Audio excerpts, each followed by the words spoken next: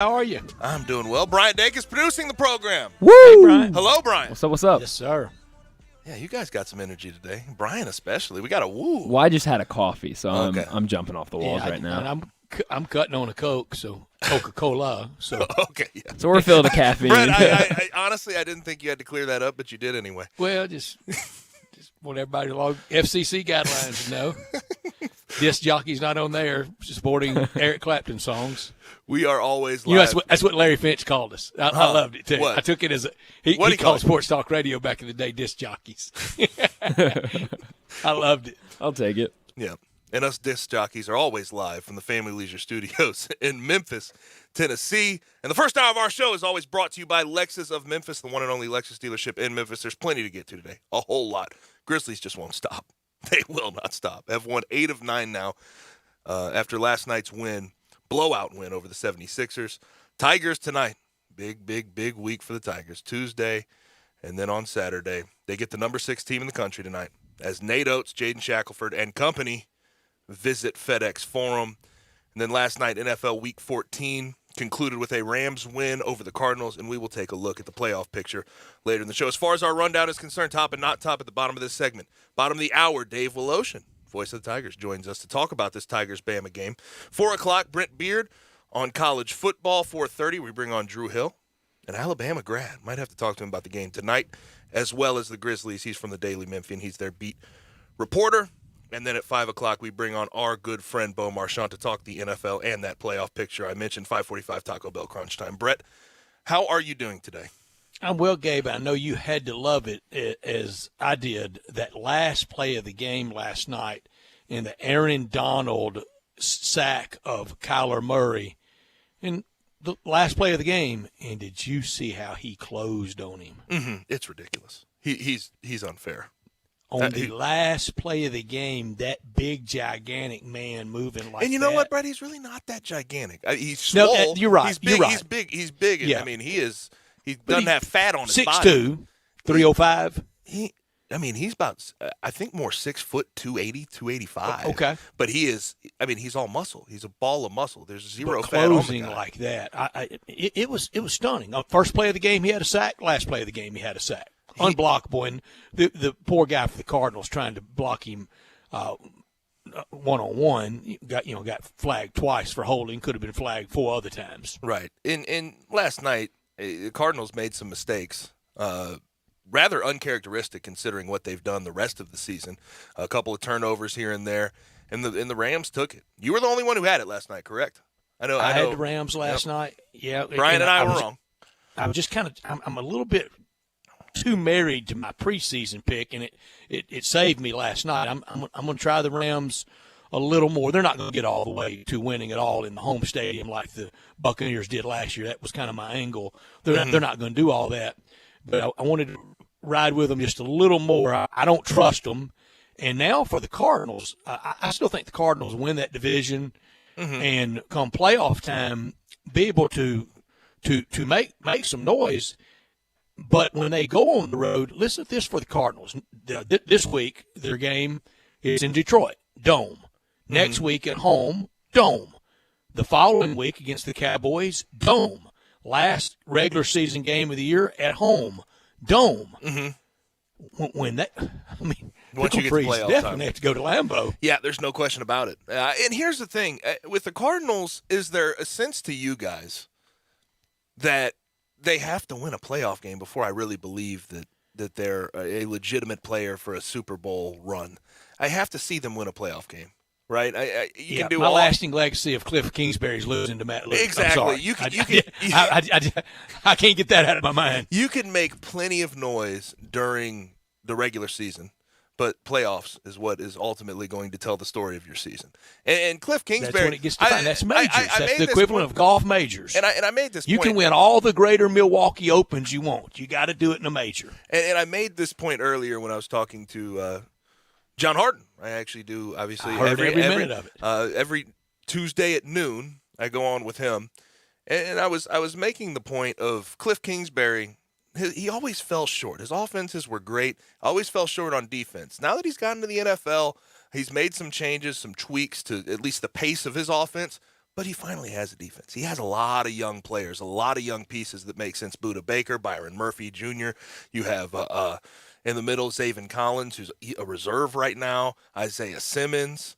J.J. Watt, that injury hurt. But they have a lot more. I almost put Buda Baker yesterday on my top 4 defensive players all time for the Arizona Cardinals. You can make that case. I don't know if we explained that well yesterday either. We didn't incorporate the Big Red. We didn't incorporate St. Louis in there because, of course we had Larry Wilson and some other St. Louis Cardinals defenders if we had, but they've been in Arizona so long. I don't think it's necessary to kind of to fold that history in. I don't know where the football Cardinals history really stands now because, it's sure not with the Rams because that was Los Angeles, St. Louis, back to Los Angeles. So it's kind of lost. I was listening to you and John today, and there is one thing that John Hart. I mean, he ought to patent it, bumper sticker it, T-shirt it, and would make a fortune. There's no better saying that he has than when he calls football season the Burr months: September, October, November, and December. Yep. I love the Burr months, and we're now almost halfway in the final one in college football. Only the bowl games remain, but the NFL getting really good. It's a crowded race. There's a lot of cars in the fight. Yeah, couple of notes on that 30-23 Rams win last night. That might have been the best Matt Stafford game I've seen all year. And early in the year, he was dealing. Oh, those throws. Oh, my God. The one to Cooper Kupp in the corner of the end zone. The one over the out pattern. The out-breaking route, yep. Was that to Van Jefferson, I believe, or Cooper Kupp? No, it was to Kupp. It was to Kupp. And I love Van Jefferson. Love Van Jefferson's dad. That was you saw awesome. him on the other side. He gave him the game ball. Didn't get to know the dad well when Van was at Ole Miss. He was only around a little because, he's plenty busy. But was around him a couple of times. Really nice man. And Van Jefferson, just tremendous athlete. His hands, they're not great. They're good. And I think, Gabe, I think your hands are what they are day one, last day. If they're not great in the beginning, I don't know if you can make them great, can you? You can. You can work on them. But I'll say this: the people with the best hands, DeAndre Hopkins, Odell Beckham Jr., they had those from day one. They just catch everything. Yes, they catch everything coming their way. And speaking of OBJ, I would venture to say, talking about 4 games in with the Rams, 3 TDs in as many games. Pretty good start. I have to say, he's back. I mean, it feels like he's back, and he's still. I'm surprised. I'm pleasantly surprised. He's still, and even before this trade went down and he ended up moving places, you knew he still had the speed to burn by people. You still knew he had the ability to break and be agile. A little bit of a lazy route runner, though. Yeah, but he's so quick and deliberate with what he does with his routes. He can burst. I think he does a good job with that. Game 1 with the Rams didn't look great, though. I mean, he was struggling. No. But I think he's finally getting into the swing of the offense. Manning boys nailed it that night. He just didn't know enough of the playbook. They couldn't have him in on anything. But 4 games red zone. 4 games in of a Sean McVay playbook. He's coming along. He's playing relatively well. He's playing well. He's coming along. That was a good Monday night game. And because of the Manning brothers this year, I haven't watched a lot of the traditional broadcasts with Steve Levy and Louis Riddick and Brian Griese. Really enjoyed last night. Yeah, I like Louis Riddick. Griese, he's the better of the 2 analysts. He throws me off a little bit sometimes. And it's almost like I don't know if you get this feeling. It's like they're fighting in there. It's like they're fighting for the attention to be the lead color commentator, and it never really meshes. It's not meshed very well. Whether it's a talk show or a pregame or a broadcast team, you're always going to have that with 3. You're always going to have that. Yeah. There's always going to feel, whether it's intentional or, and I've been a part of it where it's been intentional. So somebody's always going to gang up on the other one, and the one being ganged up on is going to think, why are y'all ganging up on me? Mm-hmm. And I like Louis Riddick. I think Louis Riddick's really good. And Brian Griese by himself, I've heard him. He's solid, but them together, I don't know why you need 2 color guys also. When they offensive guy, announced defensive guy. Is that what they're kind of doing? I mean, if you know football, you know football. I don't know. I don't think you need to. Because it's not like they're taking turns at you do the defensive plays, you do the offensive plays. It's not. That's not how that works with them. But it is what it is. Now, in college football, transfer portal. We talked about how many quarterbacks are in there. It's going to be completely insane. Spencer Rattler commits to South Carolina, so he reunites with former assistant Shane Beamer. Michael Penix Jr. of Indiana goes to Washington. He played for Kalen DeBoer at Indiana. Tank Bigsby, who said he was going to transfer, stays at Auburn. And I don't really know how that situation worked itself out, but it worked itself out nonetheless. And then as far as NFL... Georgia missed Tank Bigsby about 3 times in recruiting, didn't they? Yeah. And as far as NFL draft and people declaring early, Isaiah Spiller and DeMarvin Leal from Texas A&M have both done that. They're foregoing the rest of their eligibility. I didn't see anything about a bowl game. I'm not sure how that's going to work out, but I would imagine probably sitting out the bowl game, but I don't want to speculate too hard. The big news around here, though, regionally, Calvin Austin III is going to opt out of the bowl game, prepare for the draft. So I will say this. He is a guy who was a walk-on. Worked his tail off, worked his ass off, just to be completely honest. Tireless. He's going to be a Memphis legend. He's given so much to the University of Memphis. Played hurt, truly poured his soul into football when he didn't really know at first when he came here as a walk-on that he was going to be a full-time football player. And he became a game breaker. He became a captain. He became the guy that could be relied upon. And I respect the hell out of Calvin. And if you are complaining at him, if you have anything to say about his situation, I just let him do him. That's what he needs to do. That's what he feels like he needs to do. And it's his life. It's his choice. He owes nobody anything. Absolutely. And I already saw some of it. I just cannot deal with it. I cannot deal with that type of thought process. On the flip side of that, Gabe, I'm totally with you. I couldn't be more in step with you. But on the flip side of that, for all the exaltation and literally entering into legendary status for a lot of other reasons, but this included, how about Sam Williams and Matt Corral? Yeah, I'm playing in the bowl game. You know what? This leads me directly into the sound I wanted to play. This is Matt Corral on if he's going to play in the bowl game. Probably a lot of people think I'm probably not going to play on my team, and I made it a point. I got enough. I definitely wouldn't have been in this position if it wasn't for them. I'm not just going to leave just because I know what's on the other side. I know, what's ahead, but I'm not. God's got me. I'm not worried about the negative part. If that does happen, then shoot, it wasn't meant to be. And that's just how I live my life, and that's how I go about it. So. I'm gonna give these guys everything I got till it's over. Here's the point, though, Brett. I respect the hell out of both thought processes. If you feel what's best for you in that situation, do it. That's right. And I don't think there's a one-size-fits-all answer. And there's an obvious difference, too. And this comes from an athlete. People may not like to hear this, but I'm going to tell you and be honest with you. Hawaii Bowl versus Sugar Bowl.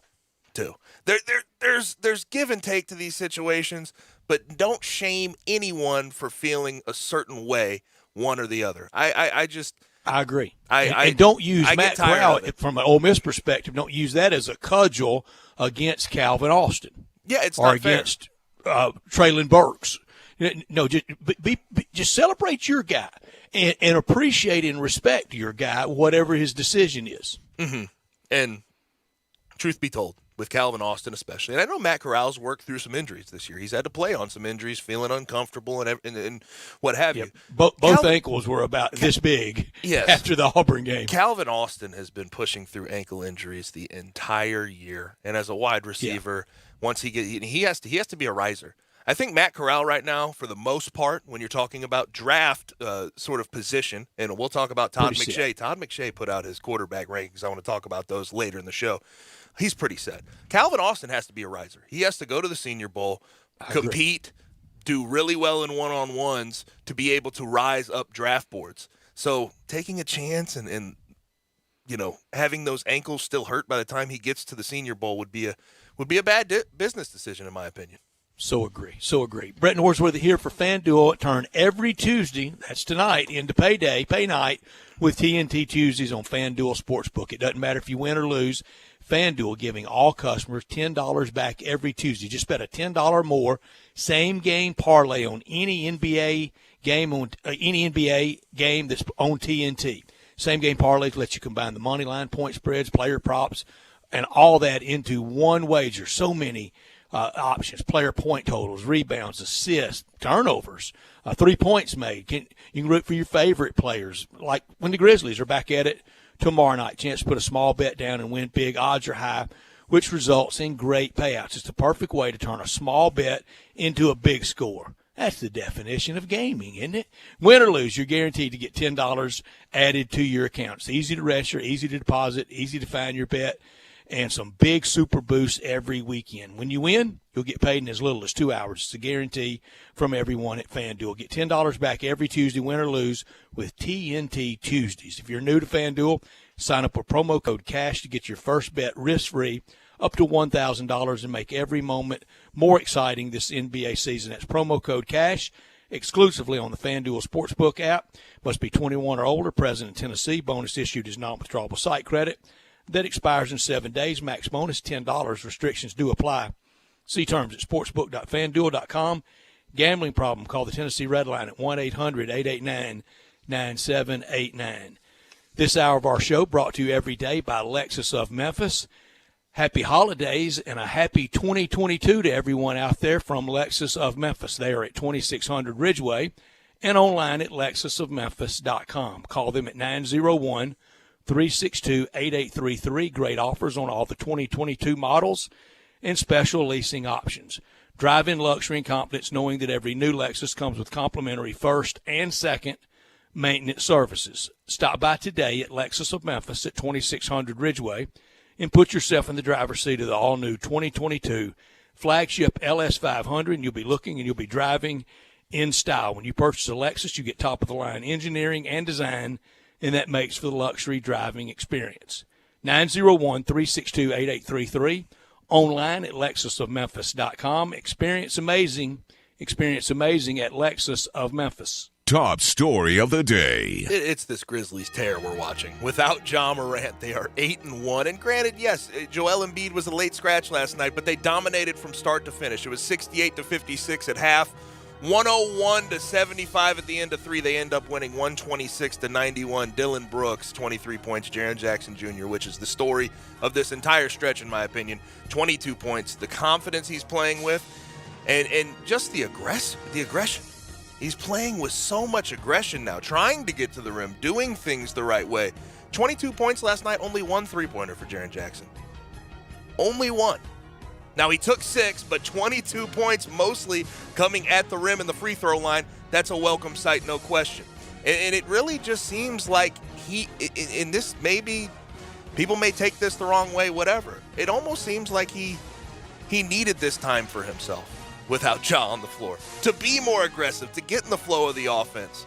And he's finishing at the rim. Point. And granted, he drew Tobias Harris last night, who's a shorter guy, on him, but he took advantage of it. We're not used to seeing that. No matter who's playing him on defense, he took advantage of Tobias Harris. That was big. Defensively, the Grizzlies on this streak have been the best defense in the NBA during this streak, only allowing 94.1 points per game. If they can do this and start to replicate some of the things they're doing when Ja gets back in the lineup, holding the 76ers 4 for 22 from 3, gosh, they're going to be something. And then they also set a new franchise record for most consecutive games with 10 or more steals, 8th in a row.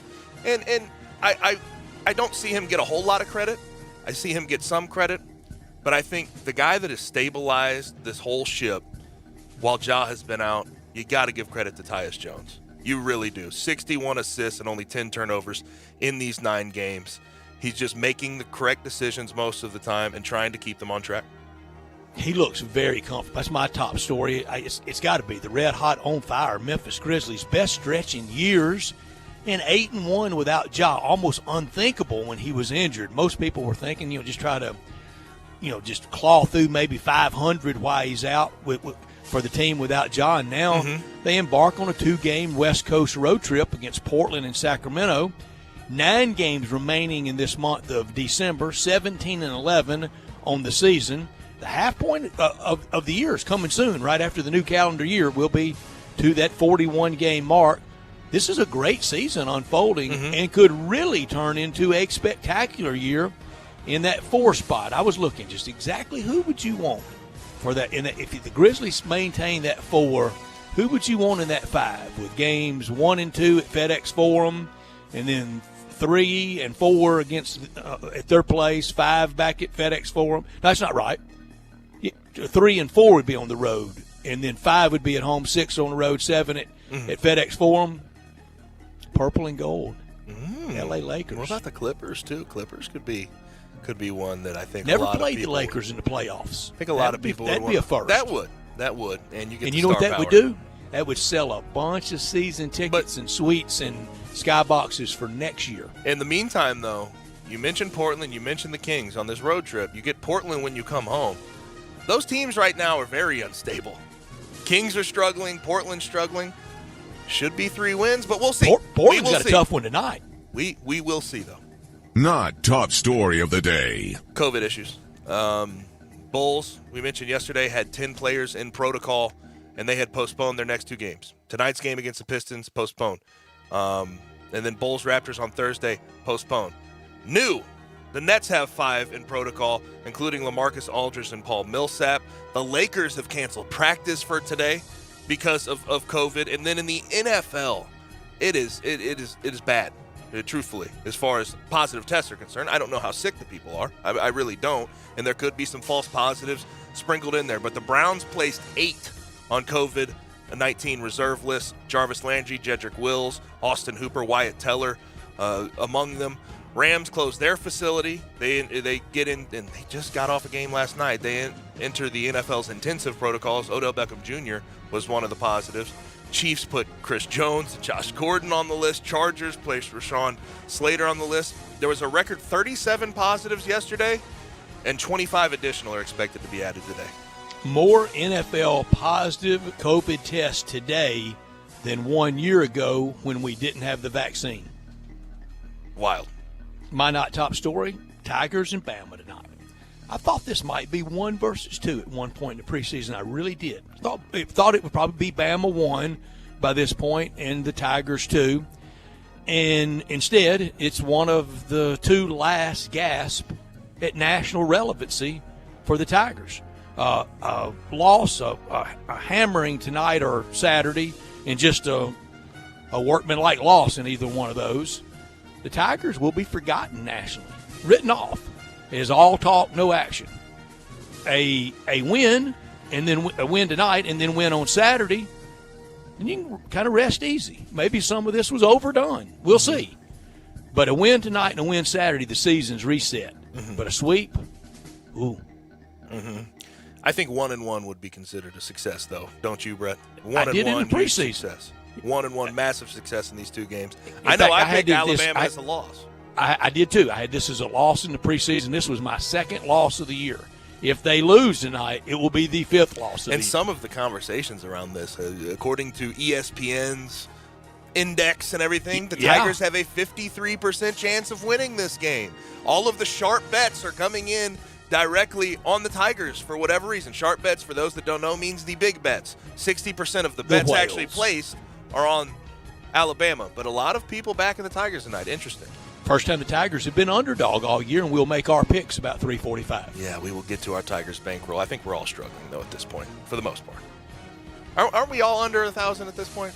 No. Oh, you're still over? I'm plus 100. I'm at 1,100. You're at 900, which is minus 100. Yeah. Big money, Bryant Dacus, plus 625, which is really minus 375. Woo! Okay. As long as we don't have 0, that is all that matters.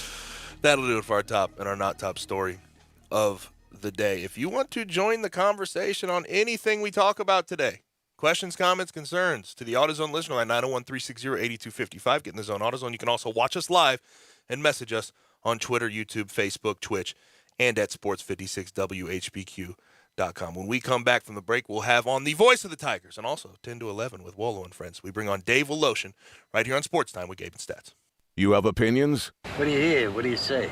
We want to hear them. Call or text us on the AutoZone listener line at 360-8255. That's the AutoZone listener line at 901-360-8255. Get in the zone, AutoZone.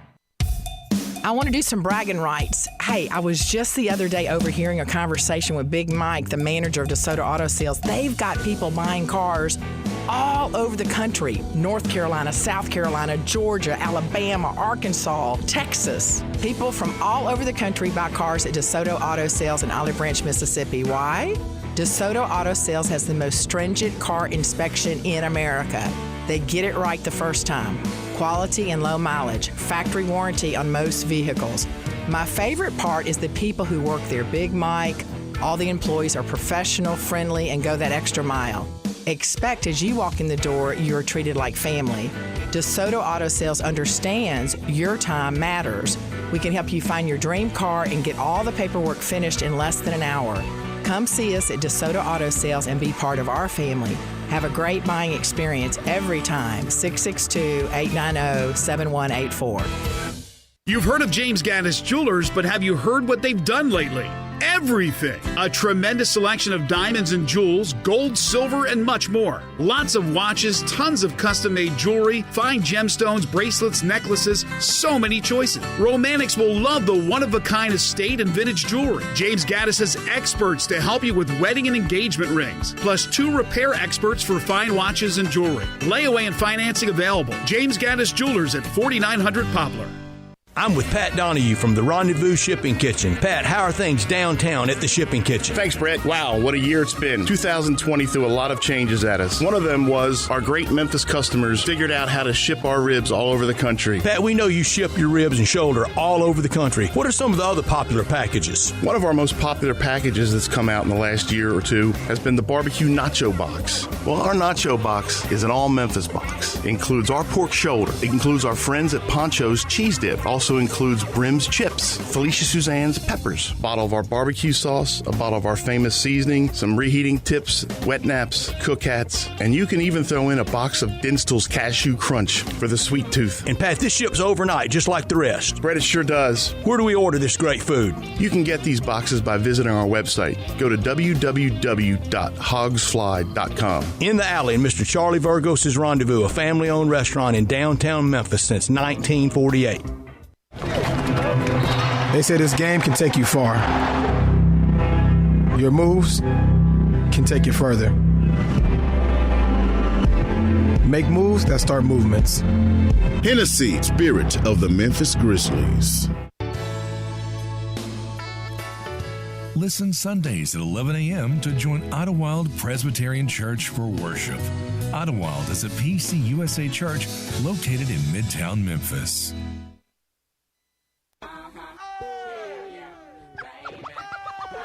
Now, back to Sports Time on Sports 56. This hour is brought to you by Lexus of Memphis. Here once again are Brett Norsworthy and Gabe Kuhn.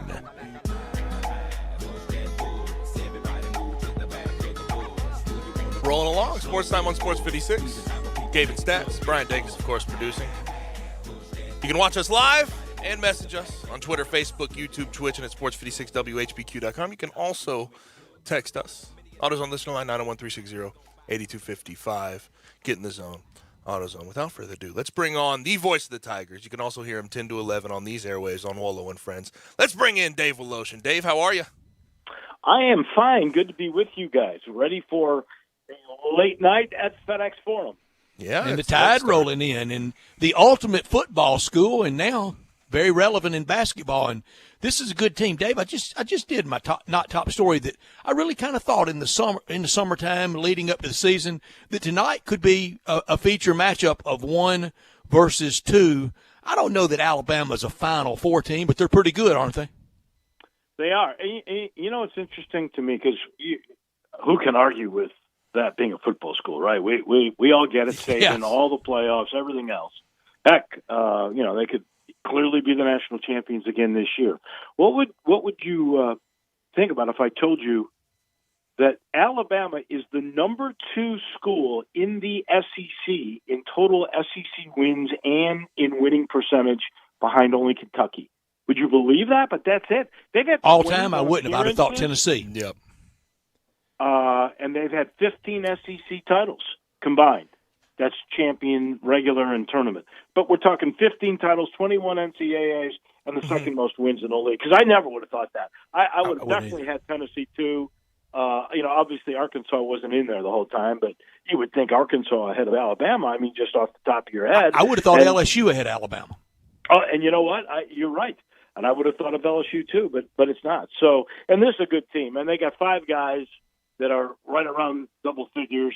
Their backcourt is both first-team All-SEC, Quinterly and Shackelford. Their big guys know their roles. The freshman is a kid his name is Bediako, that is probably, going to be an NBA guy. He's a really good rim protector. They've got all the pieces, and Nate Oates has this system that they're playing quite well. The truth is they've accepted the roles, and they know what they do. Right. And they're going to either shoot a 3 or they're going to get a layup. They want the pace to be quick. They average 86 points a game, tops in the SEC, and I believe that's like number 7 in the country. So what do you think about the styles, though? How do you think the Tigers can handle their style? Well, again, it's at home, and Memphis wins 85% of the time at home. So you've got a shot there. If you think about this season, okay, you have to say to yourself, Memphis has really not played well at all in one game. And even in that game against Iowa State at the Barclays Center, it was a game at the half. It was really about 4 or 5 minutes into the second half. That's when Iowa State pulled away and Memphis couldn't really keep in touch. Mm-hmm. Every other game, like these last 3, they've lost, by a total of 8 points, 9 points, something like that. They've been in every game. I'm not saying this is correct, but I got to give our friend Jason Munz a lot of credit. And I didn't even know this existed, guys. But both Ken Pom and a site called TeamRankings.com, they have an analytic that somehow figures out luck. Okay? Yeah. Believe this or not, the Ken Pom unlucky number for Memphis is number 327. The TeamRankings.com is number 351. Oh no, we're just partially unlucky. do you hang a banner for that? Why not? Do you get a Ken Pom unlucky banner?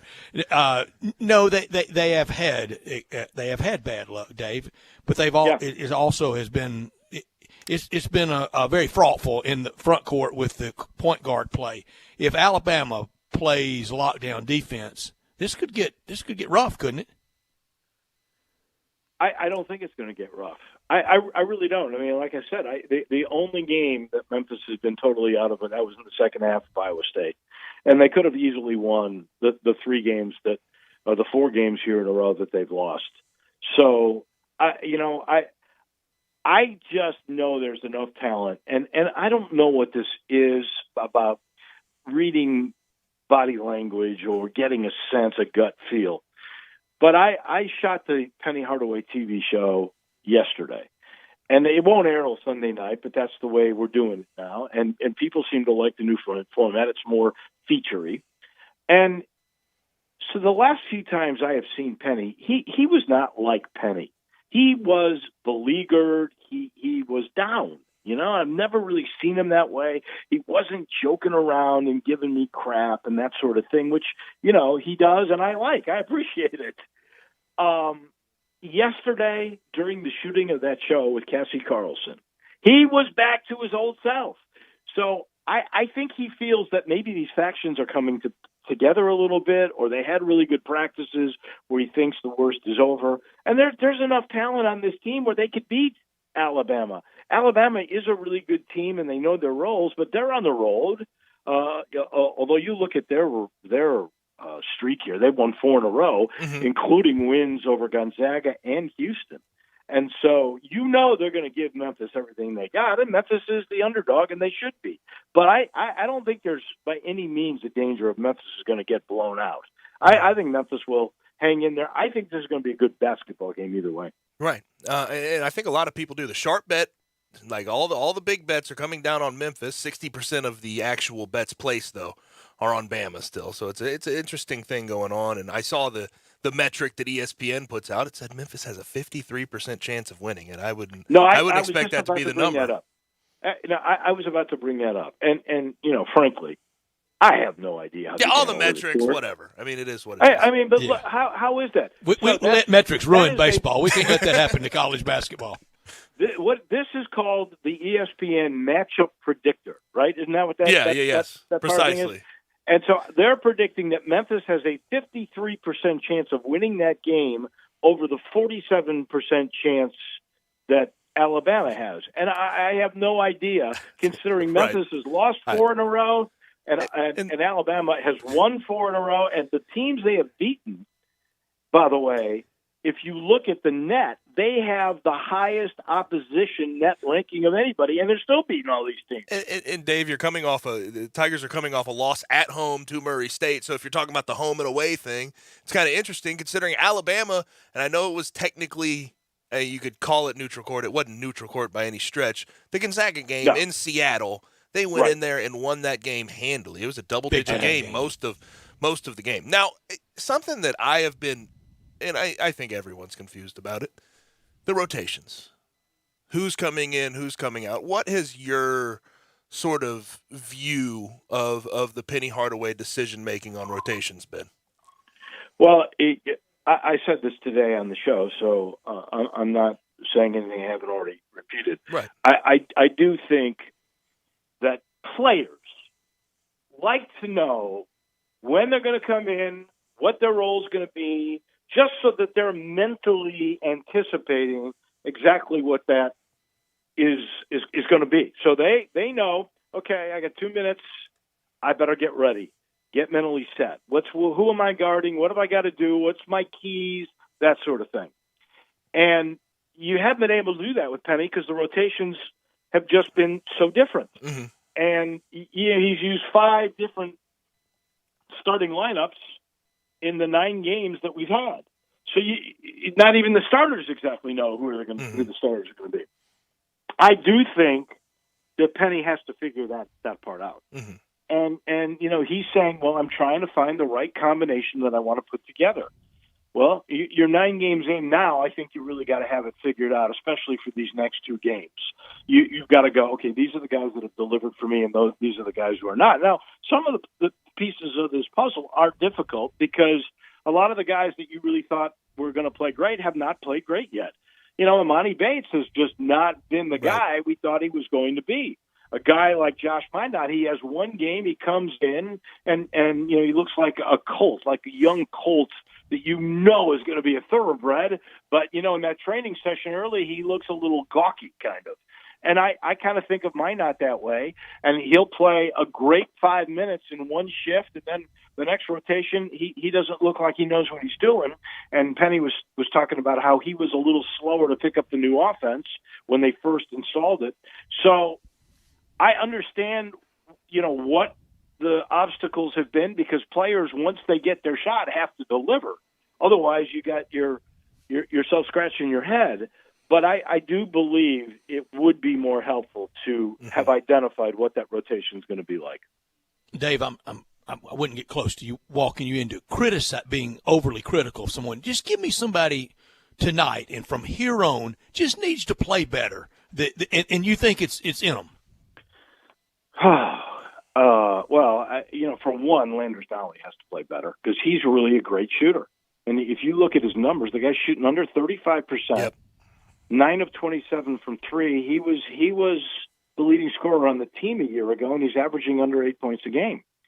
I think if Alex Lomax is the guy that is identified as the point guard that has to be the guy the rest of the way, he's got to have a better ratio than 24 assists and 23 turnovers.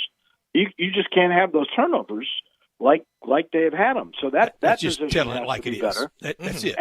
And then Bates, I watched this kid in warm-ups. I think I told you guys this story last week, where he and Nolly, the two of them, they go and they shoot and they put on a clinic before everybody comes into the ballpark as they're warming up an hour before the game. And I've watched them both hit 45 out of 53s, and I'm not making this up. They just go around the arc and they just do swishes every time, and you go, wow, that is amazing. And then particularly Bates, because for whatever reason, Nolly hasn't gotten great looks this year. I think he's trying to become more of an all-around player than a catch-and-shoot three guy. But Bates, when he's doing those 45 out of 50, those shoulders are squared and his release is perfect. When he gets in a game, he's doing side steps and back step and underarm scooping, and none of it is fundamentally sound. And this is a guy that, I hate to put that pressure on him, but Sports Illustrated did that when he was 14 or 15 years old, when they put him on the cover and said he was the next Kevin Durant. This guy, I don't want to add to his pressure, but he's got to be more productive than he has. I know he leads the team in scoring with 11, but he's a volume shooter, and he's only shooting 38%. 38! Right. And, Dave, we've seen it from him. I've seen him come up and pull up in transition and be pure and absolutely knock down shots. But it's been tough for him. I don't know if he's been in the right sort of mindset. I don't know if the role is all the way carved out for him, but he's capable of it, and we've seen it. There's no question about it. But, Dave, we appreciate your time as always. My pleasure, guys. And, Brett, I'll be talking with you on my show. Some SEC stuff. We'll go over this game. That'll be tomorrow, 10:30. So I'm not texting you. This is your official notification. You got it. Yes, you sir. got it, David. Okay. Hey, have a good call. If I don't connect with Jay Morgan, y'all call the state police. Something's happened to me. You got it. You got it. Thank you, Dave. Appreciate it. Good luck tonight. Dave Woloshin, the voice of the Tigers, and straight, honest, classy assessment of him about a team that he knows very well, and did it with a style that was not at all critical. It was just an honest assessment. Bellyacre's motto, it's city-fied, farm fresh. Their goal is simple: provide a fun, unique farm-to-table experience for the entire family, and they have. And they're so pleased by the reactions they've gotten this year, and look forward to calendar year 2022 when they add that third great location come late spring, early summer. By July 4th, I guarantee you, at Silo Square. Two great locations now: Regalia at 6130 Poplar, and in Overton Square at 2102 Trimble Place. The burger's so good, like the Dare You or the Double Dare You, and the Melt in Your Mouth and the Voodoo Moo Moo. Signature burgers are made from 100% grass-fed beef. Sandwiches, salads, everything, also fresh, and the best milkshakes anywhere. It's a quality brand, the Bellyacres team, that they've developed using grass-fed beef with creative homemade toppings in a fun farm setting right here in the city. The goal at Bellyacres, and they've accomplished it, to become even more sustainable as they grow. And grow, indeed, they will in 2022. Now in Overton Square and in Regalia, and soon at Silo Square, late spring, early summer of next year. The very best quality available in Memphis. It's Bellyacres. Burgers, shakes, and smiles at Bellyacres. When we come back, we talk more Tigers versus Bama tonight, and also a couple of things from the Penny Hardaway radio show last night at Brookhaven. He had a couple of quotes. I want to mention them when we come back on Real Sports Talk, Sports 56, 98.5. Happy Hour has a new time. Join Johnny Radio for Sports 56 Happy Hour now from 11 to 1 every weekday on Sports 56 and 98.5 FM. Tire pressure light on? Tread low? Car sliding when you stop? It's time to go down to Milton on the Spot. Serving you at 3 locations: 1684 Getwell Road, 2127 Ellis Presley, and 3691 North Watkins. Memphis' largest supply of new and used tires, all under warranty. Yes, that's warranty on used tires too. Ask about the tire rotation and balance specials. Milton on the Spot on Getwell Road, Elvis Presley, or North Watkins. Here to take care of your every tire need. Milton on the Spot. Brian Elder's Roofing Solutions. I'm Brian Elder, 867-0303. Hurricane season is upon us. Is your roof ready? Are your shingles laying down and sealed properly? Call me right now, 867-0303. They say you get what you pay for. That's why my opinion is free. Maybe you've got years of life left in your roof. If so, I'll tell you that. But if I find storm damage or a compromised roof system, I'll lay out some options for you. Don't let them tell you it needs to be replaced if it only needs a repair. Call me, 867-0303. Has your insurance company already seen it and rejected your claim? Maybe they're correct. Most of the time, they're not. They do tend to become more reasonable once I get involved, though. 867-0303. I'll measure your roof from outer space or BrianElderRoofing.com. Call 867-0303. Brian Elder's Roofing Solutions. Tried Eucrisa for mild to moderate eczema? It works at and below the skin surface and can be used on almost everybody, like on the dimples of a diva. Yeah, roll your boat. Yeah, roll your boat. Or the shoulders of a chef. Look, Mom, I made jelly beans on toast. Steroid-free Eucrisa works at and below the skin surface. It blocks PDE4 enzymes, which is believed to reduce inflammation, even on the wrist of a rebel. What did you do to your hair? What? The specific way Eucrisa works is not well defined. Prescription Eucrisa for mild to moderate eczema is for topical use only in ages 3 months and up. Do not use if you are allergic to Eucrisa, crisaborole ointment 2%, or its ingredients. Allergic reactions including hives, itching, swelling, and redness may occur at or near the application site. The most common side effect is application site pain, such as burning or stinging. Come on, moms and dads. Check out eucrisa.com and ask your doctor about Eucrisa. Can I sing one more song? Is your wife asking you to stop eating junk food? Well, we have you covered at Humdinger's. It's quick and it's healthy, and most important, it tastes amazing. With many choices from salmon salad to rainbow trout and grilled asparagus. Come visit us for lunch at Humdinger's, 6300 Poplar Avenue. So good, Coach Penny eats with us weekly. Don't forget, Humdinger's offers full-service catering for weddings, social events, or your corporate lunches. You can call 901-260-8292 to find out more. Now, back to Sports Time on Sports 56. This hour is brought to you by Lexus of Memphis. Here once again are Brett Norsworthy and Gabe Kuhn. Get it? Text a message, I don't know the number. Flexing on these every bone and muscle. Tigers versus Alabama. Number 6 Alabama. FedEx Forum tonight. Tigers have lost 4 straight.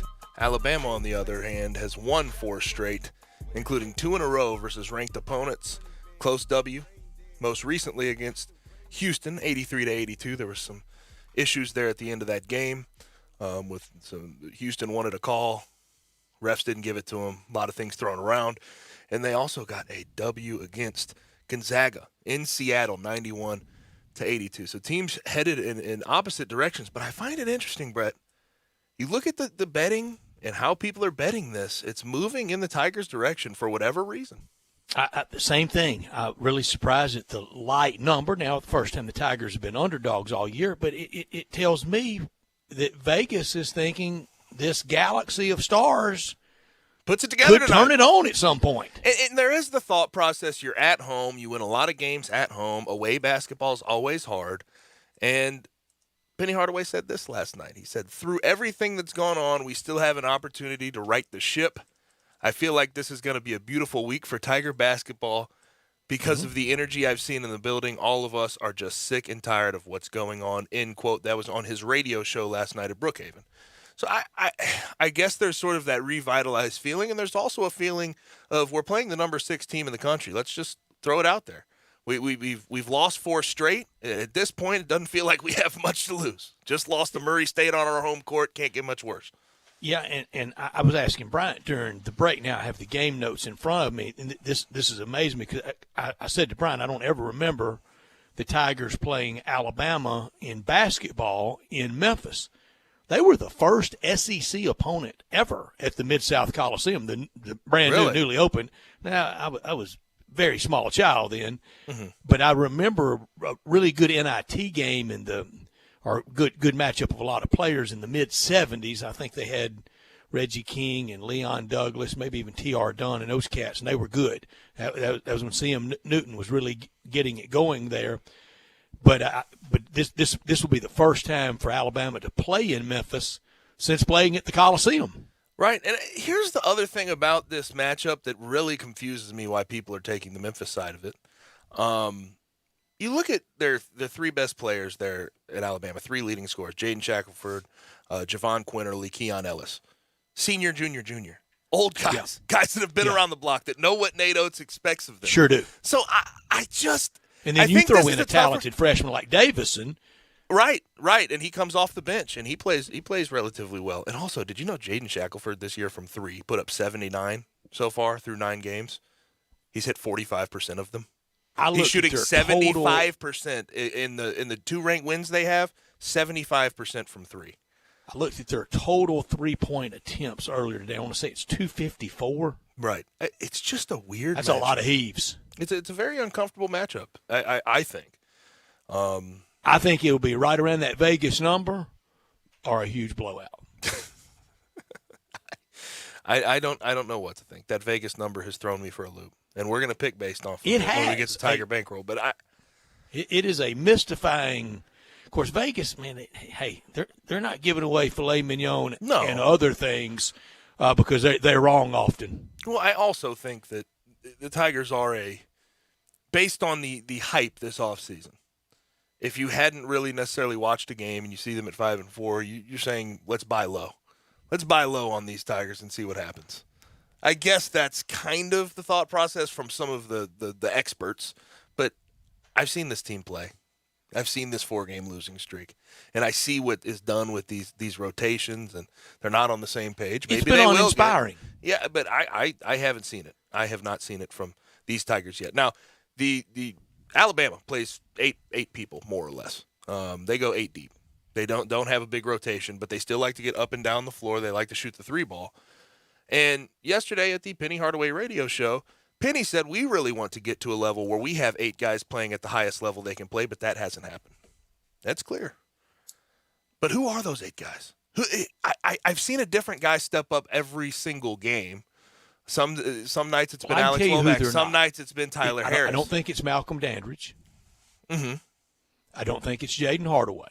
Okay, I think those are 2 fair ones. But then that gets you down to 10 or 9, depending on the night.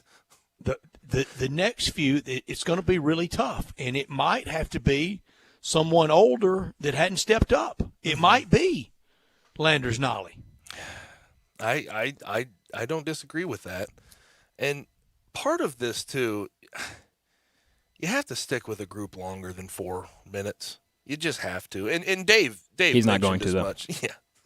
Okay. Well, I mean, he said it. No. You're right. But Dave did say that. Dave, when we just talked to him, said he's got to stick with guys longer. But we haven't seen it yet. And that goes to your point. I just find a group that works together, which I'm telling you right now does not involve Tyler Harris and Alex Lomax on the floor at the same time, and stick with it for at least 5, 6, 7, 8 minutes and see what they can do.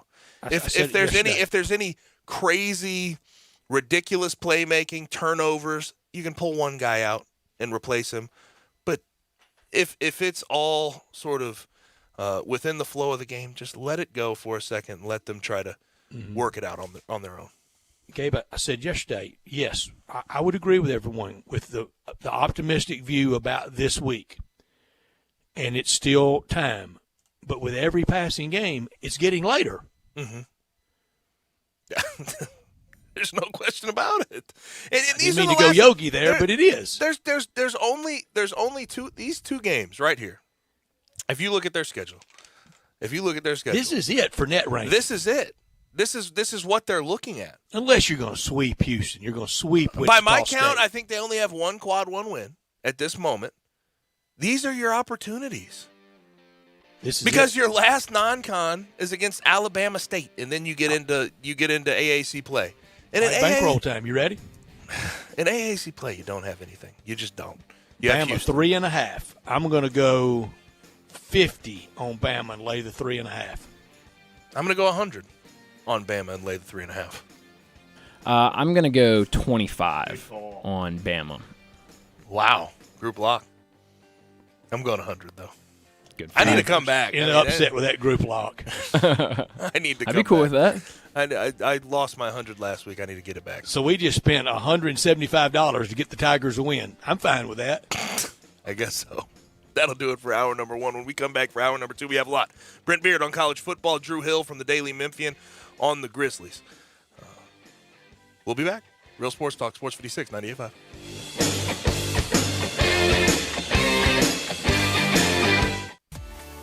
At Jason's Deli, when you're dining in or picking up curbside, you can expect wholesome food and no surprises, just delicious sandwiches, crisp salads, and quick quality meals made with the freshest ingredients and no artificial trans fats, MSG, high fructose corn syrup, or artificial colors and dyes. Around here, a lot of thought goes into what we put into our food and what we take out of it, because you're not just taking a bite, you're getting a taste of who we are. New items are constantly being created to expand our menu for all tastes and special diets with vegan and gluten-free options available. Convenience and on-time delivery you can count on. It's just a click away at jasonsdeli.com, so whether you need to feed 5 people or 5,000, the team at Jason's Deli, they have the credentials and the commitment to keep you satisfied. Freshness is nearby at Jason's Deli with locations at Ridgeway in the Park Place Center, Poplar and Highland, Germantown Road in Cordova, and on Goodman Road in Olive Branch. Jason's Deli. It's wholesome food and no surprises. Confession. I just started my holiday shopping. Luckily, Kohl's was here to help save the day. I got 50% off toys for my kids, 30% off a Ninja air fryer for my sister, and 40% off jammies for your families for my family. You can even get 15% off or 15, 20, or 30% off with a Kohl's card and earn Kohl's Cash. So I guess you could say my holiday procrastination paid off.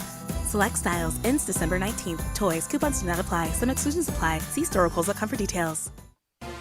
The Memphis Tigers are once again teaming up with the city of Memphis for the annual Tiger Toy Drive to help families in need during the holiday season. Bring a new unwrapped toy to the women's game against Southern December 4th, and you'll get free admission to the door. In addition, if you bring a new unwrapped toy to either men's game against Murray State December 10th or Alabama December 14th, you'll receive up to 2 free tickets to the Alabama State game December 21st. Come watch the Tigers and donate to a great cause.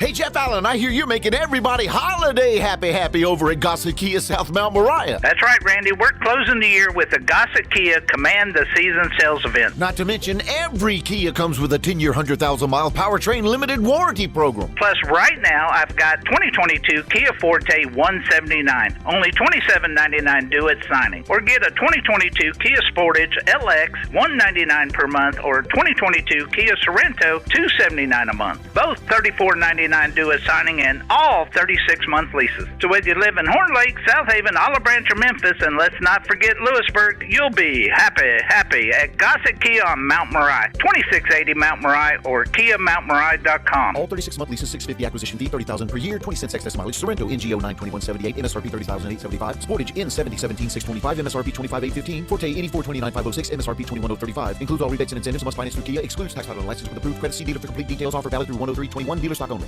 Need to sell your home? You're in luck, because I buy houses. All you have to do is call Bill at 901-406-1101. That's 901-406-1101. Grab that PIN, 901-406-1101, or just save it in your phone. Bill at I Buy Houses. I Buy Houses buys houses in any area, in any condition, at any time. As simple as that. I Buy Houses is guaranteed to close in 5 days. So if you need your cash fast, just call Bill at I Buy Houses, 901-406-1101. Has your house been on the market? Were you just tired of renters?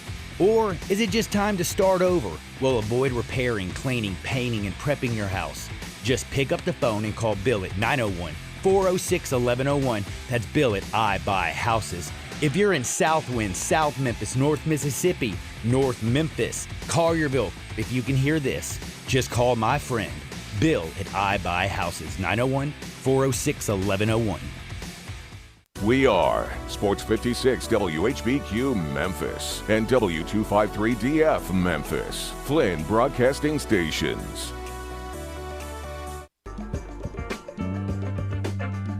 Now back to Sports Time on Sports 56. Here once again are Brett Norsworthy and Gabe Kuhn.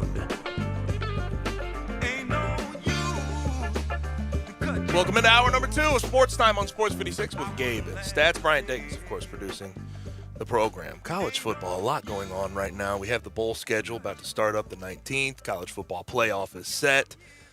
And there's a whole lot going on with the transfer portal, the coaching carousel, the coordinator carousel, and everything else. And we bring on our good friend, Brent Beard, to talk about that and more. Brent, how are you? Hey, Brother Brent. Well, gentlemen, I'm doing well. But by the way, you got a pretty good Crimson Tide basketball team up there. Yeah, we sure We do. do. We Tonight. talked about it most of the first hour. We talked about it, and Brent, I said about Alabama. You know, the ultimate football school, and tough for the basketball team to get on the front page. Even I remember the 04 team that got beat by UConn in the Elite Eight. Yes. For some reason, Mike Shula wanted to play have spring practice really early that year. And the A-Day game was on the Birmingham NBC affiliate. At the same time, a ticket to the Final Four was being punched on CBS, and the TV rating was 4 times for the spring game. Yeah. It beat the basketball rating 4 times. Yeah. Well, I'll say this: I'm not surprised by that. First of all, second of all, when Bama has a good basketball team, the fans will actually come out and support it. So, and you'll see a good one tonight. They made a really smart decision in getting Nate Oates from Buffalo. But look, what's exciting is this is not just Alabama. This whole league's going to be good. Look forward to talking about it as we get on. But I knew you'd been talking about it. But you will see one of the better Alabama basketball teams, frankly, that they've had. As Brett said, Gabe, toward the end of Mark Godfrey's reign, and certainly this team reminds you more of what Whip Sanderson had, probably more than the others. And Coach Newton. Yeah. Oh, yes, absolutely. He had some him. No question. Gabe, you'll love this. Nothing screamed the 70s like a brand new Coleman Coliseum. The kind of the plaid jackets that both C.M. Newton and Wimp would wear, and that rubberized tartan floor at Coleman Coliseum that made shin splints everywhere. And Brett, also stylistically, I mean, how far away is Nate Oates from anyone else that we're talking about right now? Yeah. I mean, they're up and down the floor shooting threes all day. It's unbelievable. And Brent, one of these days, the big battle will be if they can keep him, because I just have a feeling that one of these days, whenever Cal moves on, that's who they have circled. Oh, I'm sure. Now, what they're going to do, and again, there's nothing unofficial about this because I've heard some things, and I'm sure you have too, is they're going to probably build another arena, one that's smaller. I think it would be bigger than the Auburn arena, but that's going to be key in how long he stays there too. So I know you're a Heisman voter as well. Yes. I'm assuming Bryce Young was the vote. I voted Bryce Young 1. I voted Matt Corral 2. Okay. And I voted Will Anderson 3. Wow. That was exactly mine. Identical as Brett. That was exactly mine, Brent. So it was. Listen, the amazing thing about it is there were actually 100 Heisman voters. And again, it's their vote; they can do whatever they want to. But there were 100 Heisman voters that did not have Bryce Young either first, second, or third. What do you think about Aiden Hutchinson getting second? Curiously. Well, look, I have no problem with Hutchinson because I wanted to see a defensive player get in there and get us out of the just stuck in a quarterback rut. And I get why they do it. But at the same time, I mean, Will Anderson, his stats were double on everything. Yep.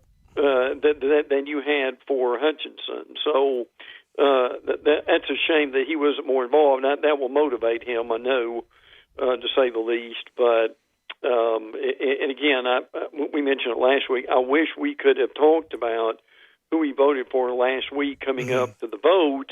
Yes. Because the problem is, and I'm curious if Brett, since it's the same thing, but and I love to talk about it, but the problem is, by the time we get to Tuesday and Wednesday of the following week after the vote, people have forgotten about it and moved on to something else. Very much. It's very stale. Yes.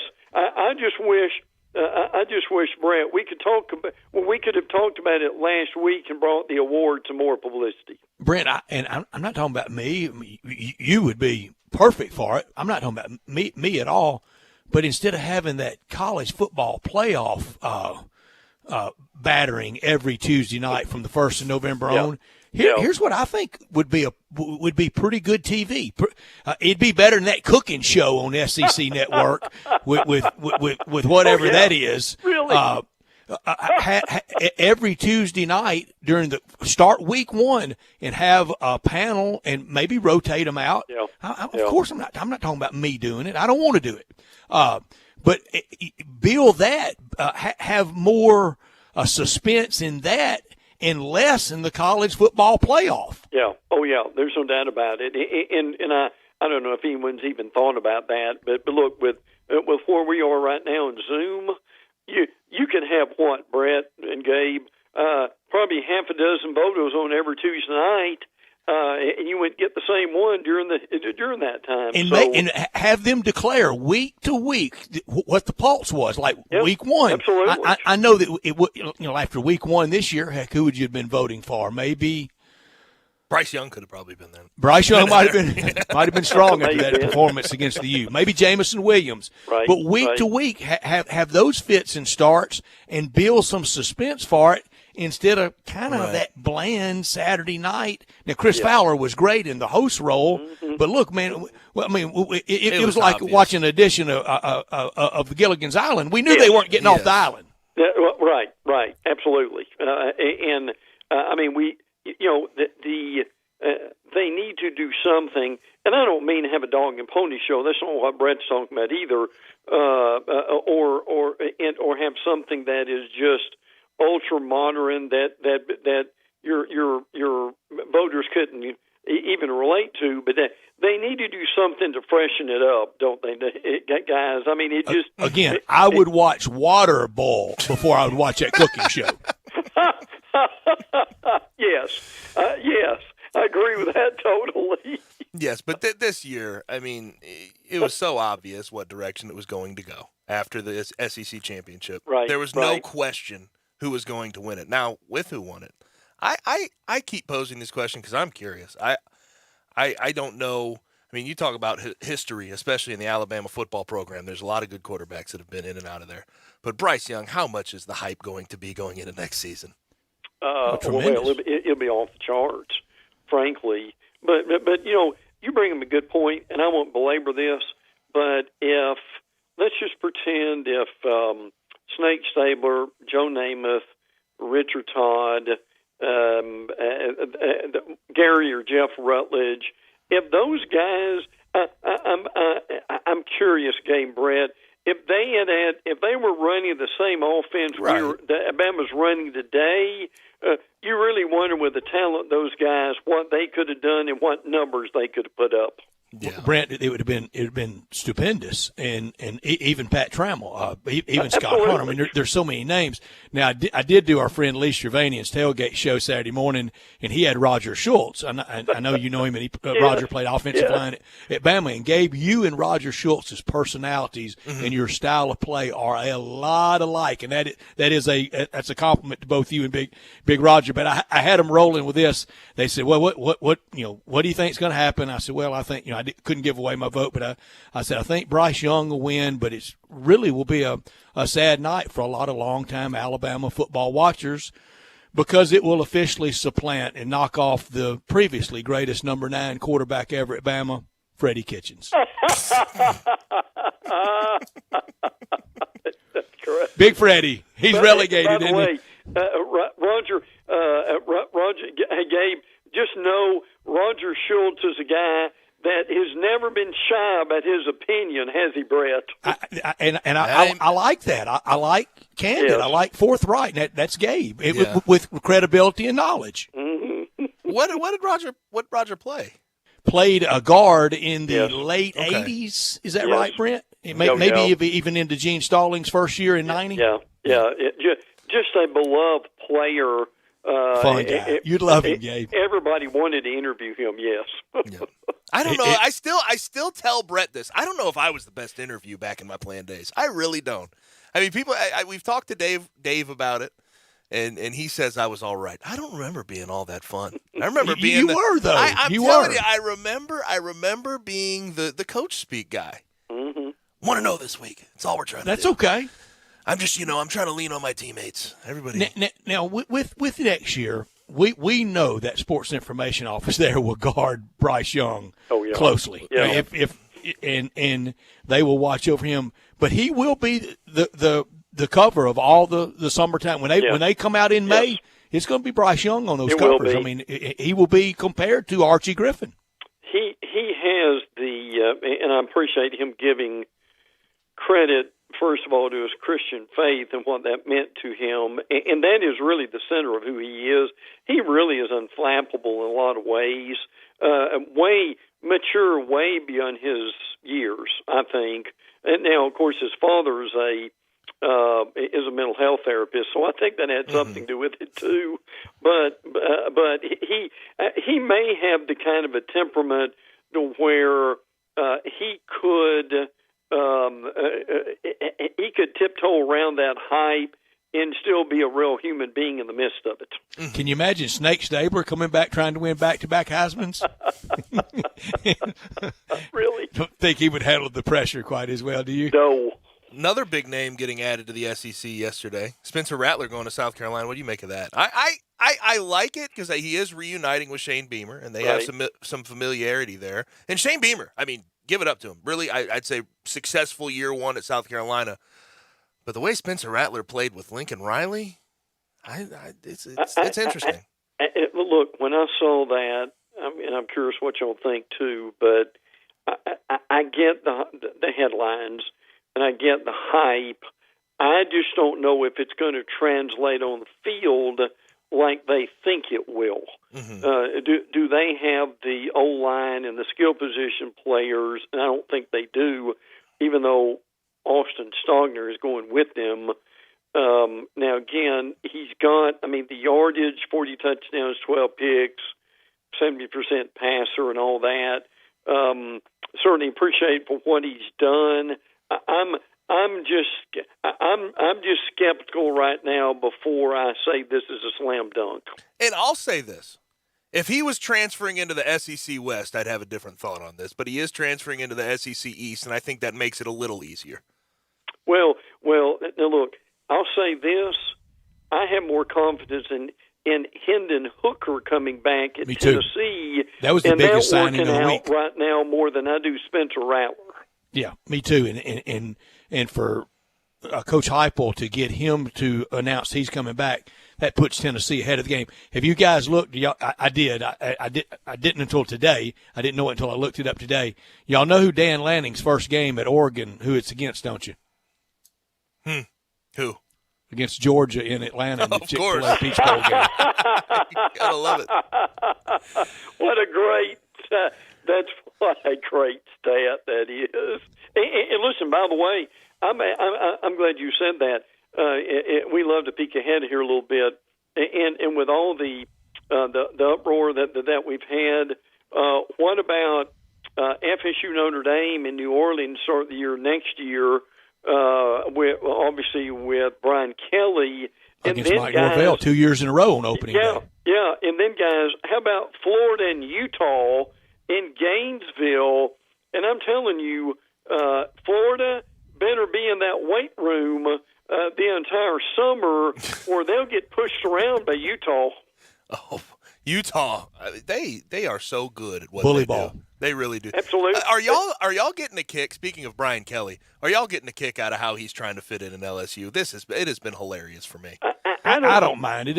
It's just always sad to watch 60-year-olds try to dance. I know. It is. I quit dancing when I quit drinking. Yeah, absolutely. Yes, and when Brett gets to be near that age, as he's in his 40s now, Gabe, you have to think about that. He's there. But the reality of it is, listen, my answer to the Kelly situation is, look, when you beat Newt Rockney's record? Right. Do you need a stick? No, you don't need to have fit. Me. You don't need to have fit, but the fake Southern accent and the dancing there, and that's fun. That's fun for me. That's all I'm saying. I think it's hilarious. Well, we say be yourself, and Orgeron was himself, and we criticized it. But that's who O is, right? Yeah, well, yeah. But it's certainly not what Kelly is. So look, he'll be okay, and he'll be himself, and he'll be fine. But I'm sure it's just an act, and he's trying to get some laughs off of it, but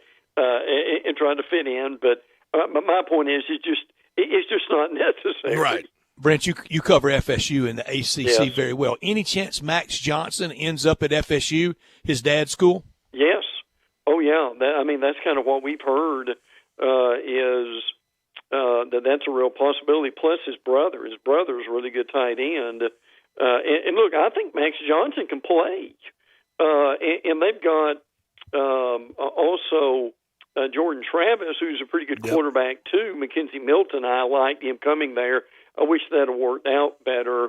And by the way, people may have missed this, but Randy Shannon, yes, that Randy Shannon is the new co-defensive coordinator now at FSU. So that will be interesting to see how that works.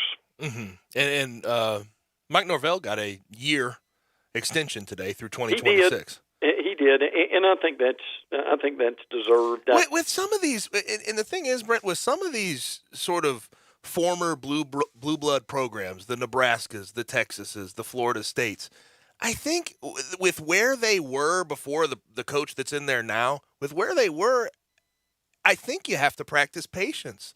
And yes. I know it's not with fan bases, it's usually with those fan bases in particular, it's not usually in their character to do that, but patience is necessary. And I like what Nebraska did in saying that they're sticking with Scott Frost. Well, and Michigan did the same thing with Harbaugh, and they like that now. Here's the reality for FSU, Gabe, and Brett knows this. FSU doesn't have the money. Mm-hmm. They in this state, you got Florida boosters everywhere, and I'm not saying you don't have FSU boosters too, but I've had FSU people tell me for years that they just don't have the long history of some of these other state schools that will allow them to have a lot of deep pockets. And they've got some deep pockets. They don't have as much of the alumni and boosters, former players, as some of these other schools do. And that's why, frankly, they've got to be patient with Norvell and let this at least try to run its course. As we approach the bowl season, I love them all. I try to watch as many as I can, and I know they're heavily criticized by a lot of people. I do ask people to fairly judge the ratings for the bowl games against other things that get a lot more attention and a lot more pomp and circumstance and promotion. Because last weekend, one of the FCS playoff games, drew 1.8 million viewers. Yeah, and look, if people don't realize this, but if fans will look at their playoffs, there are a lot of names in there that they are familiar with, and they play a really solid brand of football now. And again, people may not realize this either, but the bowls start Friday. It's not Saturday. We've got about half a dozen Saturday. I think there were a couple on Friday. But look, I'm a playoff proponent. I wanted us to go to 12, but I also do like the bowls, and I'll either watch or listen to parts of, frankly, about every one of them. And I think it's worth it. I think it's the 15 practices to get to see these teams again. There's some schools like who's going to be quarterback at LSU, Florida. Richardson's not going to play now because of meniscus, and some teams, they don't know if they want to show up or not. But I'm with Brett. I enjoy it, and I'm ready for it to get here. So if we get to 12, what do you think about the on-campus? Would you like on-campus playoff games? Yes. Yeah, I do. First week, me too. I mean, I think it'd be awesome. Look, I think it'd be absolutely incredible, frankly, to be able to do that. I mean, look, guys, let's just say, for instance, for your listening audience, if Memphis had one of those years that all the stars aligned and they were undefeated, and they could get like 2 years ago. Yeah, they could get a home game in the playoffs. Can you imagine Biggest what game that in would history. do for that area? It'd be insane. And Brent, I think you could somehow, very creatively, I know it'd be a one-shot deal, and I know it's almost antithetical to the whole premise of a bowl of bringing people to your town, but we've had to change it a lot. We've learned a lot on the fly. You could incorporate a bowl into that town. Yes, opening weekend with Arkansas hosting a playoff game. Incorporate the Independence Bowl into it. Sure. Mm-hmm. I think that would be a way to go. I really do. Yeah, absolutely. And listen, you've got some areas that are like Jacksonville that's so close to Florida State. I'm not saying it would replace a home game, but as far as location and proximity, it would come close. It would. And let's not be scared to be daring. Absolutely. I'm just. yeah. I'm ready for the expansion talks to be over and done with, and we actually have a clear picture of what it's going to look Coming like next here summer. soon. Promise you. These are smart men, and there is no reason they cannot put themselves in a room for. I think they can afford it for 2 or 3 days and hammer out these details and get this done. Yeah. Hopefully it gets done sooner than later. But Brent, we always appreciate your time. Guys, always enjoy it very much, and enjoy some basketball tonight. That'll be a lot of fun. Will do. I'll be in the house. Gabe will be there. Good. Gabe will be there. Thank you, Brent. Thanks, Brent. My pleasure, guys. Take care. You got Brent Beard with us every Tuesday talking college football and college basketball as we get into that. It's that wonderful time of the year, and at All-Star Chevrolet in Olive Branch, that's where you need to kick off the 2022 car buying. All the Silverados, Tahoes, Suburbans, Blazers, they're all right there at All-Star Chevrolet on Kraft Goodman Road, just off Highway 78. Ask for Kevin or Jeff or Drew or Scott or any member of their team. They'll check that list and make it happen for you for the new year. These will go fast, so try to get down there this week. Try to get down there tomorrow. All-Star Chevy, they've been spot on for us through the years, and they will be for the rest of this calendar year and into 2022, getting all the best 21s and 22s that you can imagine, all the colors that you want, all the Silverados. And if you see a red tag, that's what you need to be looking for. Look for the red tags for the extra $500 bonus cash. 0 for 72 months financing available. Your good credit, it deserves that. If it's a new Chevy or pre-owned or certified pre-owned Chevy, or if you want to sell any car or truck and get a check today, remember, it's not South Haven, it's not Collierville, it's not Mount Moriah, it's not the Pike. It's got to be Olive Branch at All-Star Chevrolet right off Highway 78 on Kraft Goodman Road. Find new roads to All-Star Chevy in Olive Branch or go to allstarautogroup.com. Well, I believe tomorrow starts the first day of the early signing period, and there's a lot of movement, a lot of things going on. Tigers actually have been doing relatively well, going to get JUCO guys, from what I understand. Closing strong. Looks like they have 4 Plug commits. and play, guys that can play next September. Right, 4 commits in the last 3 days. They've tried to address O-line, D-line. But according to Rivals, they have moved up to 48th That's a team good spot. rankings. That's second, I think, in the solid. AAC, right behind UCF, maybe third behind UCF and Cincinnati.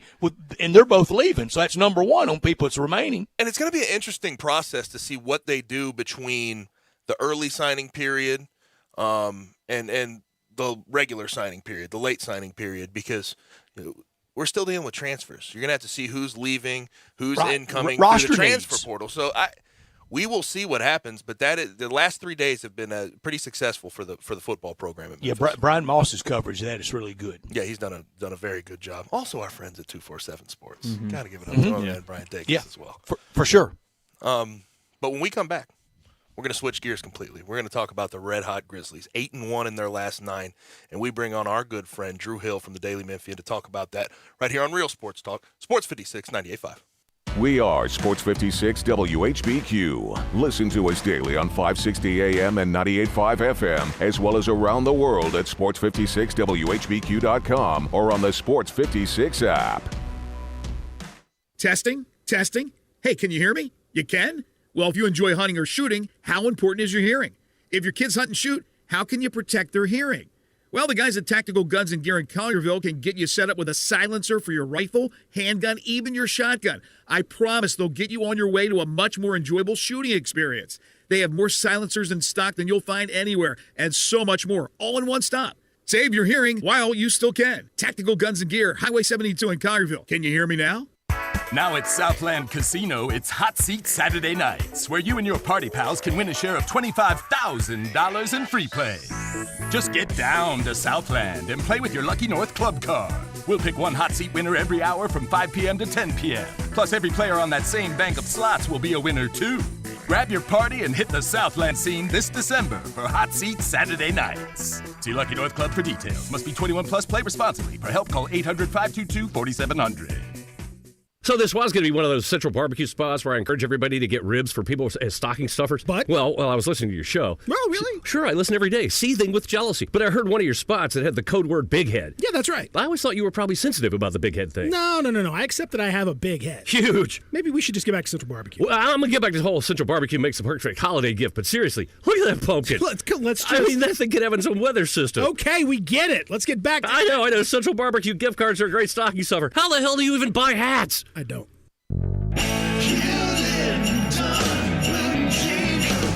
The Christmas spirit is here at Hewlett & Dunn. Boots, casual boots, work boots, hiking boots, fancy boots, even safety toe boots. Lots of hats to choose from Whiskey Bent to Red Dirt Hat Company. Tremendous Christmas selections just arrived from Outback Trading Company, STS Ranch Wear, good-looking duck head dress shirts, duck head caps and pants.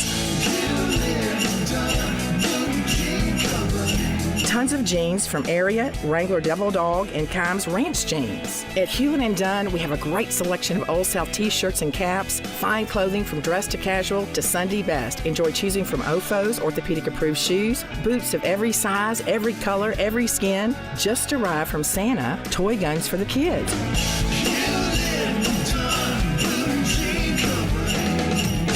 And Done, from our family to your family since 1961. Merry Christmas. Now back to Sports Time on Sports 56. Here once again are Brett Norsworthy and Gabe Kuhn.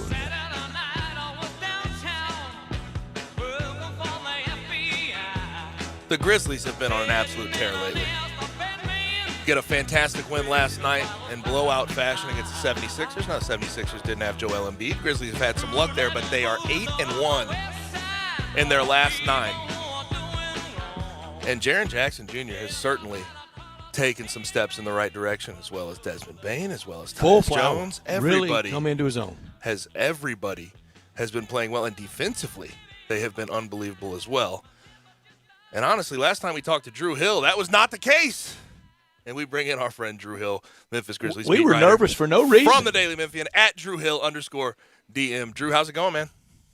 It's going well. I'm downtown. I'm excited for this Memphis-Alabama game tonight. You got any predictions? See, I knew I was going to get asked this. Of course. Look, you can't avoid it. I got a call from somebody that used to be pretty well connected in the Memphis program, and he just said Memphis is winning one of these two games. They're too talented to not win one of these two games. And I tend to agree with him. Mm-hmm. I hope it's not tonight. I can tell you that. Vegas sure thinks it could be tonight. Yeah, the line should tell you something. Like, these two teams are, I think, when they're both playing their best, are pretty similar and close. I think Alabama's the better team. Alabama's definitely playing better right now than Memphis, but how do you not think at some point Memphis is going to get back on track? At some point it has to happen. Maybe. I think it'll come down to three-point shooting. If Alabama just shoots the ball okay from three-point range, they should win tonight. But I don't know. I don't think that there's any givens here, so we'll have to wait and see. Tonight, if you would, tweet during the game. I follow you like so many people do for Grizzlies coverage, but also I'd like to know what your best guess, best estimate will be of Bama fans in the building because there are a lot of Alabama fans and alum and sidewalk fans, alum of that football program. But I would love to know how many you think will be there tonight. And do you see a lot downtown right now as you are saunter around downtown? Yes, I've seen a ton already. I don't know if it's going to be like the Murray State takeover, but I bet you it'll be similar. I've seen there's a lot of Crimson down here already. I've run into maybe like 4 or 5 groups, and I've been down here for like 5 minutes. So they're already out onto Beale Street, which, I mean, obviously this is a fun game.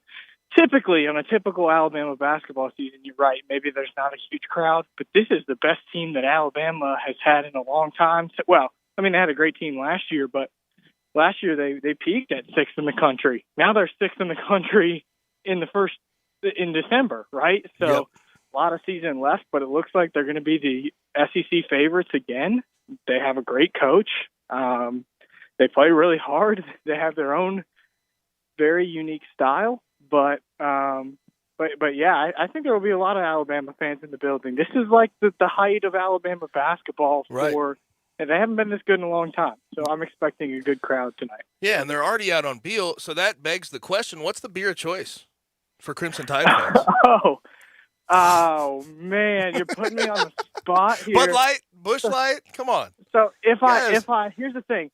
If I went with an IPA, everyone's going to call me. No. So There's no way. No way. And the truth is, and damn it, I'm going to be honest, it's Miller Lite, and I know people are going to kill me for that because it's not Bud Light, and this is Cardinals town. But Miller Lite. You can't bring up IPAs. Real down-home Roll Tide Alabama fans are not drinking IPAs. They're staying far away from that. They're drinking Natty Light. So they're Busch Light. Let's take a step in the right direction. Let's go with Busch Light. Now, to the Grizzlies. 8-1 in their last 9 without Ja. How important do you think this stretch of basketball has been for Jaren Jackson Jr.? Incredibly important. I think that this has been such a big confidence boost, not only for him, but everybody up and down the roster. But to see him playing this well is incredibly encouraging, especially based on the criticism that he had faced earlier this season. And the guy took it right at Anthony Davis. I know Anthony Davis hasn't been very good this year. Took it right at Anthony Davis. There's nothing Anthony Davis could do about him in that game. He took it right at Andre Drummond last night. He couldn't stop him either. He looks great right now. He's confident right now, and he's not just standing on the perimeter shooting threes. We want him shooting those threes, obviously, because he makes a high percentage of them. But he's attacking the rim, too, and it's really working. So I think this has been great for him and his confidence, and we'll see how much volume is there when Ja comes back in the lineup, but you hope that he tries to keep up, these types of efforts. This has been a defining moment for Jaren Jackson and for the team. And when Ja gets back, this is a team I think will be expected to hang on to that 4th spot in the West. Drew, do you? The more I look at it, the more encouraged I become. Not only because of the way that Memphis is playing right now, but because of the way everyone behind them is playing. Right. Portland's hurt. CJ McCollum has that lung problem. The Lakers haven't been able to get it together. We'll see what they do at the trade deadline. The Clippers have been okay. I mean, they've been good with Paul George. It doesn't feel like Kawhi is going to play this year. But the Grizzlies have had their number. They've beaten them every time that they've played them. So right now, I mean, things can obviously change. Injuries can change anything. Memphis is on a hot streak right now. They're bound to go on a cold streak before the end of the year. But as of right now, I'd say, chances are pretty good that they could finish 4th or at least 5th. So I'm curious about this because I just seeing the pure numbers in this 9-game stretch defensively is like it's mind-blowing from where they were before Ja went out. 94.1 points per game since Ja went out, giving up. And that's the best defense in the NBA during that time. Last night, they hold the 76ers 4 for 22 from 3. And they were very tough on the glass. They out-rebounded the 76ers by either 9 or 10. What has been the difference? I really can't put my finger on it. I think it's just because they're desperate. I think that's the best explanation.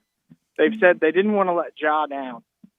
Well, I think they're just playing harder, and there's more pressure to play well on that end of the court, and that has been healthy for them. It's been a wake-up call in a good way, and now you just hope that it's also not a wake-up. I don't want to call it a wake-up call for Ja because that's the last thing that guy needs, but you hope he's taking notice of this and encouraging this, and when he comes back, he wants to be an improved defender as well.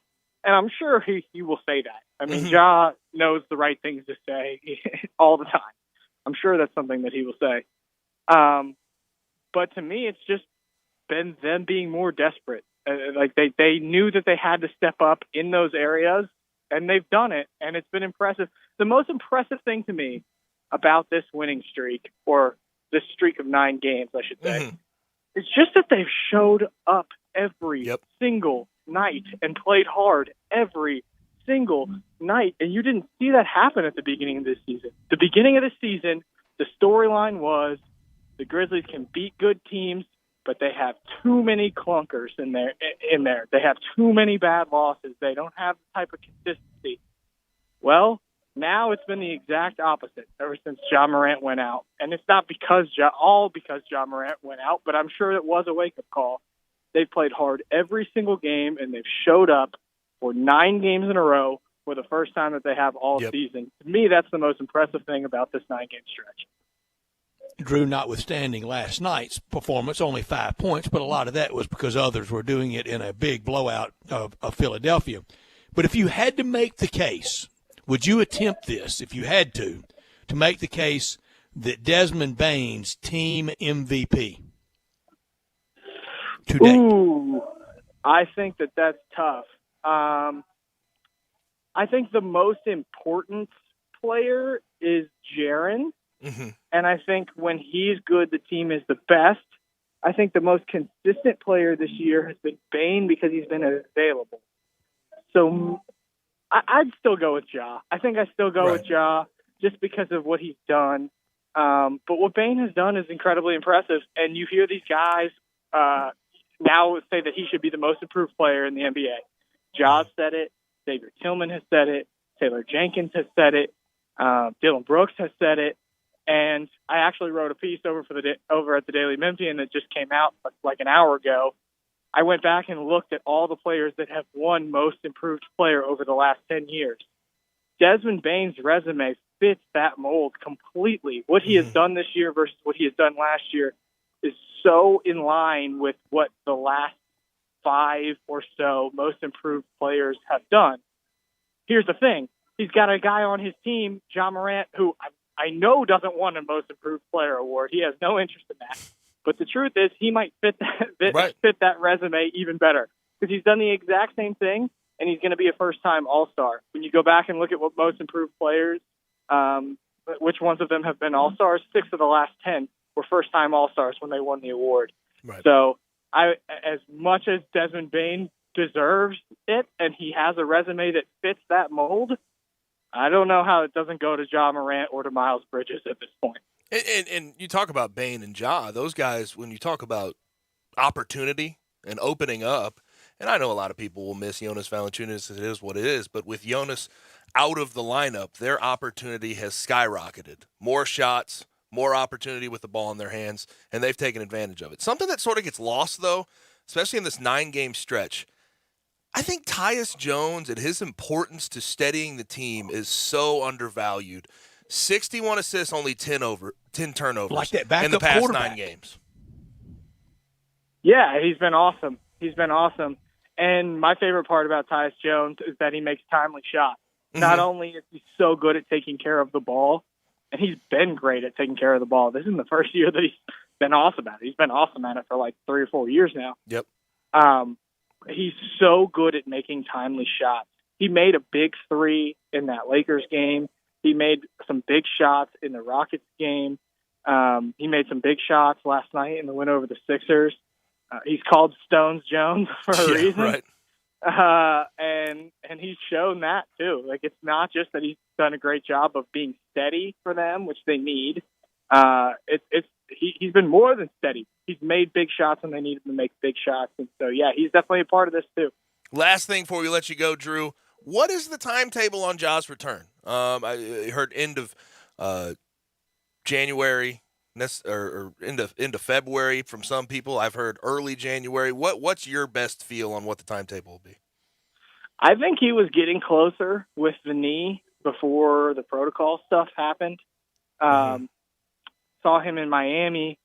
He was still moving around somewhat slow. I thought that in Miami, which was, a week ago, right? It felt like he was still maybe a week or two away, but not that long. And then now he's been in protocol. We know he's got, as long as he doesn't return negative PCR tests, which he totally could, but if he doesn't return negative PCR tests, we know he's got another 5 or so days in protocol. So obviously he's not rehabbing the knee if he's at his house, right? He's just kind of resting it, right, or not rehabbing it the way he would. So I don't want to give a definitive date, because I feel like if I did that, there's the potential for me to be wrong and for people to come back and say, well, you're supposed to know these things. So I think that there's going to be, this has now adjusted the process because it set back some of the rehab stuff. So I think we'll need to see Ja get back with a team before we really know. Okay. But I do think that he was getting closer. When I saw him in Miami, they're, obviously shooting around with no knee brace is good. Still moving pretty slow. I would have been surprised if it wasn't like another 2 weeks.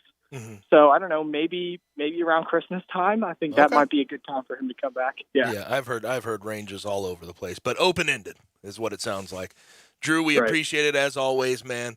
You can follow Drew at @DrewHill_DM on Twitter.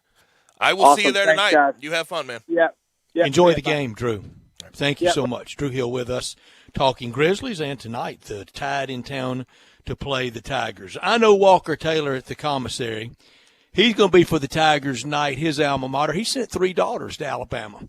And in the day game, those 3 daughters babysat the Jones boys, Barrett, Harrison, and Walker. But Walker's still going to be pulling hard for his beloved Tigers night. Either place, the new Collierville commissary at Houston Levy and Poplar are the original in Germantown. Memphis-style barbecue. The ribs are delicious. It's slow. It's the Memphis style. Start that barbecue feast with the great appetizers like the cheese plate or the tamales. Dig into the barbecue nachos where they were invented in the early 80s. Smoked chicken wings, fantastic. Dig into the ribs, the shoulder, get it chopped or pulled. A sandwich, a big sandwich, or get it on a plate. If you're craving an easier way to order, text commissary. 2 M's, 2 S's. Text commissary to 33733. And it's getting to the finish line. For you to get on the list, check it twice. Order 2 of them for the hickory smoked turkey holiday bird. The hams as well, also good. And you're going to need plenty of barbecue. Don't forget the party pack, 6-pack, 8-pack, 12-pack, the desserts. This time of year, the pecan pie, lemon icebox pie year-round, the best I've ever had. Banana pudding, always so good. 754-5540 or online at commissarybbq.com in Collierville and in Germantown. Merry Christmas, happy holidays, and a happy 2022 from Walker Taylor and his staff at the commissary. And they thank you so much for hanging with them over these very trying last 2 years. Yes, has been a trying last 2 years. No doubt. Grizzlies will be back in action on Wednesday and Friday for a West Coast road trip before coming back home on Sunday to play the Blazers yet again at home. Now, when we come back, I want to switch gears, have a lot of NFL news that we have to discuss. Shad Khan has given an update on Urban Meyer, or sort of a non-update on Urban Meyer. We'll talk about that. Also, Aaron Rodgers made his weekly visit with Pat McAfee, and there's an interesting Tovid. This one's not Tovid, but this is another interesting soundbite that came out of that interview with Pat McAfee. You're listening to Sports 56, 98.5.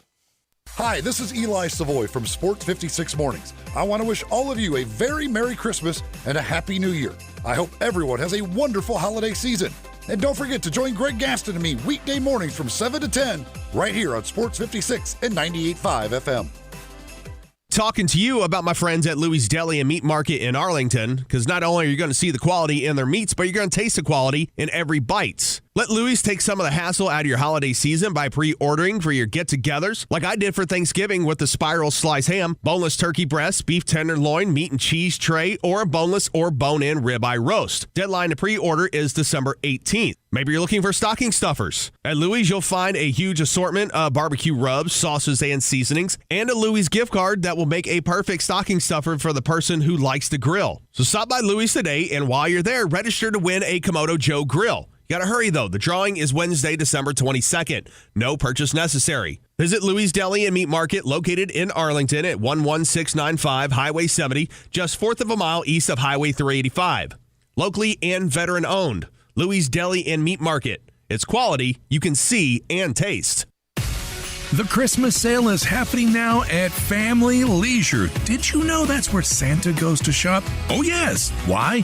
Because arcades are up to 25% off. Air hockey and foosball tables, they start at just $149.99. You can get great deals on hot tubs and saunas. Let me tell you, that is perfect for the winter weather. Trampolines, up to 20% off. This is the best time to buy. Pool tables and shuffleboard tables in stock and ready for delivery. They're not waiting on a boat somewhere. Speaking of delivery, those schedules are filling up very, very fast. So reserve your date now, just in time for Christmas. It's the Family Leisure Christmas Sale. It's happening now. Remember, shop early, shop local, and shop where Santa shops. It's Family Leisure, Witten Road and I-40. It's where family and fun come together for the holidays. So who's hitting the road for the holidays? I know there's a lot of people who want to get their car, truck, or SUV road ready. How about you? Gotta love this news from our friends at Auto Universe Germantown, 7300 Winchester, just off 385. Get this, full service maintenance with no wait time, and you can get an appointment for any day. That's unreal. Big discounts right now for everything from brake service and wheel alignment to replacing wiper blades, rotating tires, checking the battery, even servicing the transmission. Call Auto Universe Germantown today and ask for Robert. Great deal on the oil change and brake check. Or ask about the deal on the radiator service. There really is no wait time. Call for an appointment and get it done. Professional detailing is 20% off now, and you can get paintless dent removal in the Collision Center. Happy holidays from Auto Universe Germantown. Incredible selection of pre-owned luxury vehicles and full service with no wait time. 7300 Winchester or eautouniverse.com. I'm with John Burgos in the alley at the world-famous Rendezvous. John, it's so good to see you. How are things at the restaurant? Brett, things in the restaurant are fine, but like all restaurateurs will tell you, things are still not back to normal. Supply chains are interrupted. One week we can't find charcoal. Another week we're short on ribs. Another week they can't find the plastic bottles to fill our sauce jars with. I've watched in awe as our fellow Memphis restaurateurs have worked their way through these past months. John, always new and exciting things at the Rendezvous. People know we have Greek salad, vegetarian red beans and rice, and vegetarian nachos. But now we have desserts. Miss Barbara of O Taste and See has individually wrapped some wonderful desserts. We have key lime pie, chess pie, chocolate chon pie, not pecan pie, pecan pie. We also have a new twist at the Rendezvous. We now have outdoor dining. It's in the side alley along the Rendezvous, not the one in the front. And depending on the weather and depending on staffing, please call ahead to make sure we're open. And we hope it becomes a mainstay here at the Rendezvous. Mr. Charlie Burgos' world-famous Rendezvous in the alley in downtown Memphis. They say this game can take you far. Your moves can take you further. Make moves that start movements. Hennessy, spirit of the Memphis Grizzlies. Now, back to Sports Time on Sports 56. Here once again are Brett Norsworthy and Gabe Kuhn.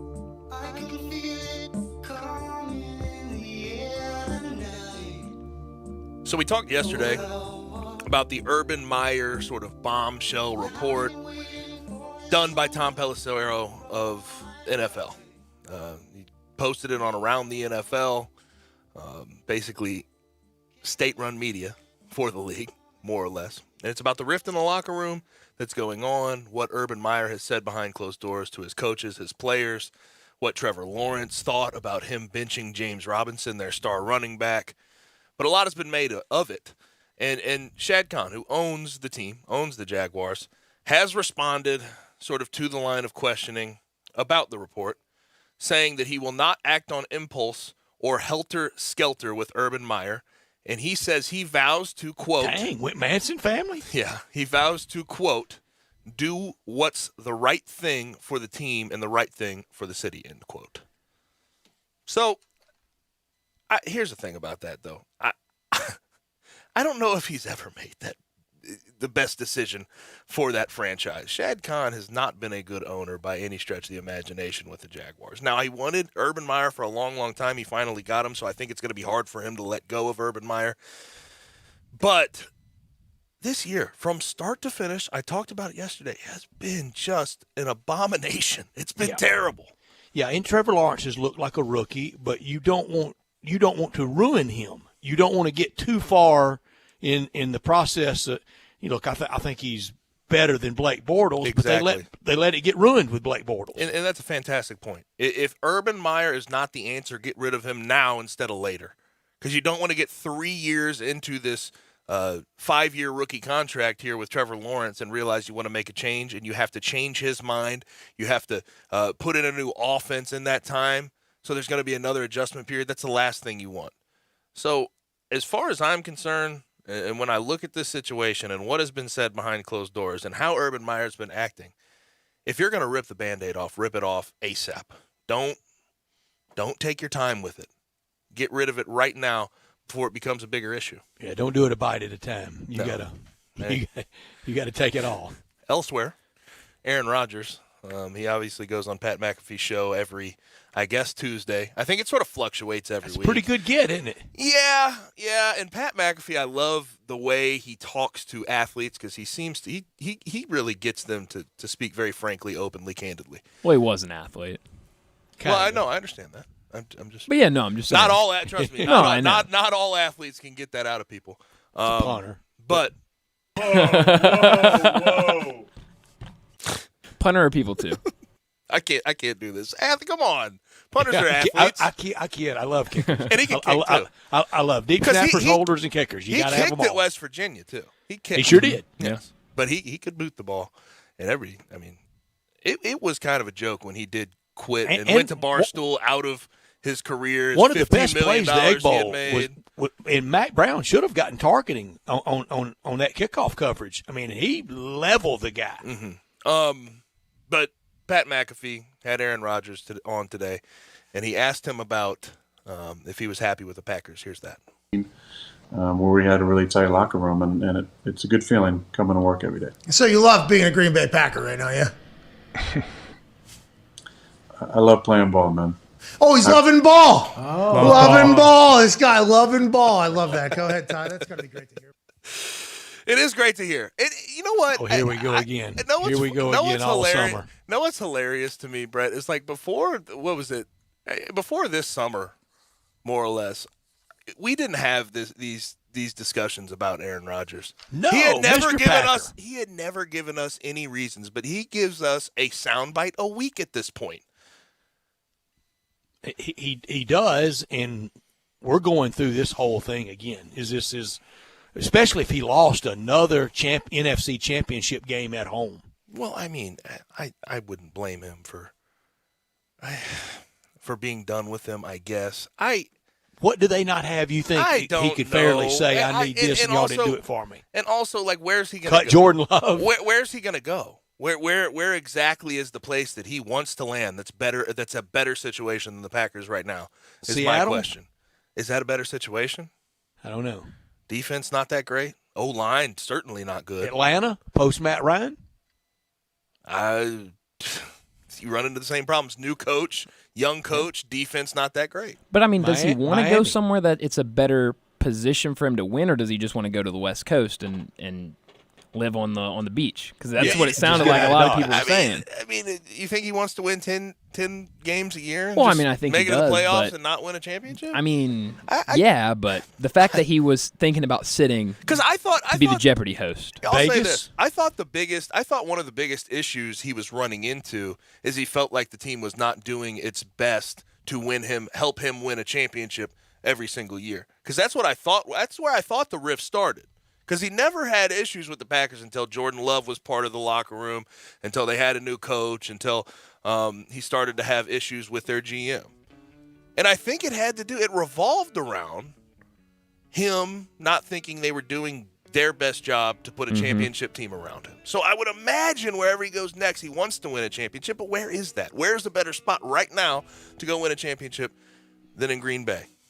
Dallas. They don't call those other places Title Town. Dallas, I think they're pretty locked up right now. I don't think they can. That contract's pretty.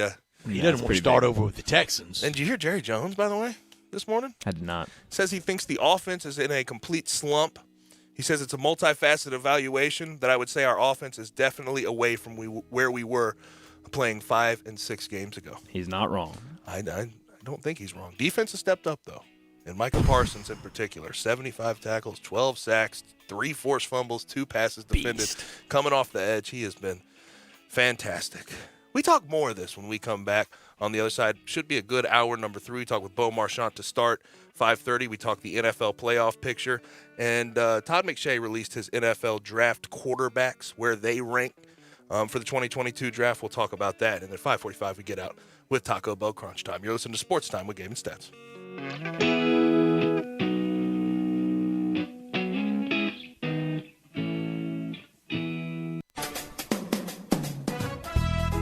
Hi, this is John Conway with Conway Services. Did you notice your water heater not heating as well last winter? During the cold winter months, the groundwater is colder and requires more energy to heat the water, and sometimes old, inefficient tank water heaters just can't keep up. It may be time for a tankless water heater from Conway Services that never runs out of hot water. Conway Services is making now the perfect time for a new tankless water heater with 12 months interest-free, or I'll pay you $250 for that old tank water heater. Plus, the energy-saving models only heat the water you use, saving you money on your gas bill every month. And no more worrying about that tank bursting in your attic either. So call Conway Services, the Mid-South's premier tankless water heater professionals at 384-3511.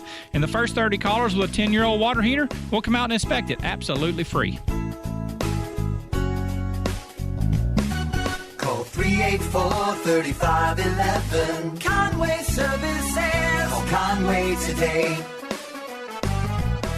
Ho, ho, ho. I just left those Ford and Toyota dealers. You should see their selection of new cars and trucks. And you should see their prices. Santa trades a Sunrise Buick GMC truck. Top trade-in for old sleds. Immediate financing. A true bargain lot with cars and trucks under $99.95. And remember, Sunrise specializes in first-time buyers. Want to buy a car or truck and have some left over for the holidays? SunriseMemphis.com. Covington Pike, Wolf Chase, and Collierville. Happy holidays. Napa know-how. At Napa, get great deals on a variety of Craftsman tools all month long for those DIYers in your family, like the 20-volt drill driver combo with a battery and charger for just $119. With a deal like that, we're putting unfinished projects on notice. Looking at you, loose doorknob. That's the drill driver combo, just $119. Quality parts, helpful people. That's Napa know-how. Napa know-how. At participating Napa Auto Parts stores and NapaOnline.com while supplies last. Offer ends 12/31/21. Case IH is a proud supporter of the Mississippi Farm Bureau, and thanks to a membership benefits partnership, Mississippi Farm Bureau members receive a discount of up to $500 on every qualifying Case IH tractor and piece of equipment you purchase. This discount may be used with other promotions, rebates, or offers. So join Mid-South Ag Equipment and the Mississippi Farm Bureau and pocket up to $500 in savings. Call Mid-South Ag at 662-890-3141 to get your discount today. I know the sweetest thing in Memphis, and I know it's been around for 115 years. You know, I'm talking about Dinstall's, and it's time to stock up heavy on Cashew Crunch, Heavenly Crunch, Turtlettes, all of your favorite Dinstall's treats. So easy to get. The sweetest thing in Memphis, all you have to do is head to Laurelwood or head to Germantown and Poplar right across from the hospital, or go where they make the candies. That's on Pleasant View. There's nothing that says Memphis better than Cashew Crunch with that little tinge of coconut, or the Turtlettes. Let's face it, there's nothing better than Dinstall's chocolate. That's the mainstay of all candies, isn't it? Milk chocolate, although their dark chocolate is pretty darn good. And if you get the peppermint with the dark chocolate and put it in the freezer, you're going to love it. So many ways to love Dinstall's. Stock up heavy on all of your favorite Dinstall's treats. 115 years of making Memphis oh so sweet. Barks now offers you just about everything you need for your furry family member. Daycare, luxury boarding, award-winning grooming, veterinary checkups, diagnostic services including digital x-ray, fluoroscopy and ultrasound, complete dental service, vaccinations, preventative care for fleas, ticks, and heartworms, and just about any needed surgical treatment. And did I mention that we treat cats and all types of exotic pets? We are the newest member of the Barks family and the newest, most high-tech veterinary hospital in the Mid-South. Located directly across the street from Barks and Recreation, we are a full-service hospital with a fantastic, experienced staff. If you're having problems getting a timely appointment at your current vet's facility, we are here to serve you. Call us at 901-979-8888. Barks and Medication. Excellence in veterinary care. We are Sports 56 WHBQ Memphis and W253DF Memphis, Flynn Broadcasting Stations.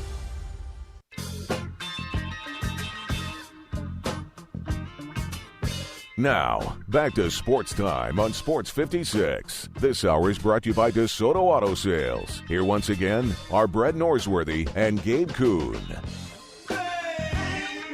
Final hour on this Tuesday, and we talk the National Football League at this time every Tuesday with our friend from collegetopro.com, Bo Marchant. And it is a crowded scene in the division that he covers, most closely covering the Pittsburgh Steelers up there in eastern Ohio, and the Browns, of course, in the NFC North, to pick them out of a hat to see who's going to win that. We talk all that. There's a lot of crowded divisional play. No team has wrapped up a playoff spot in the NFC yet. Is that right, Gabe?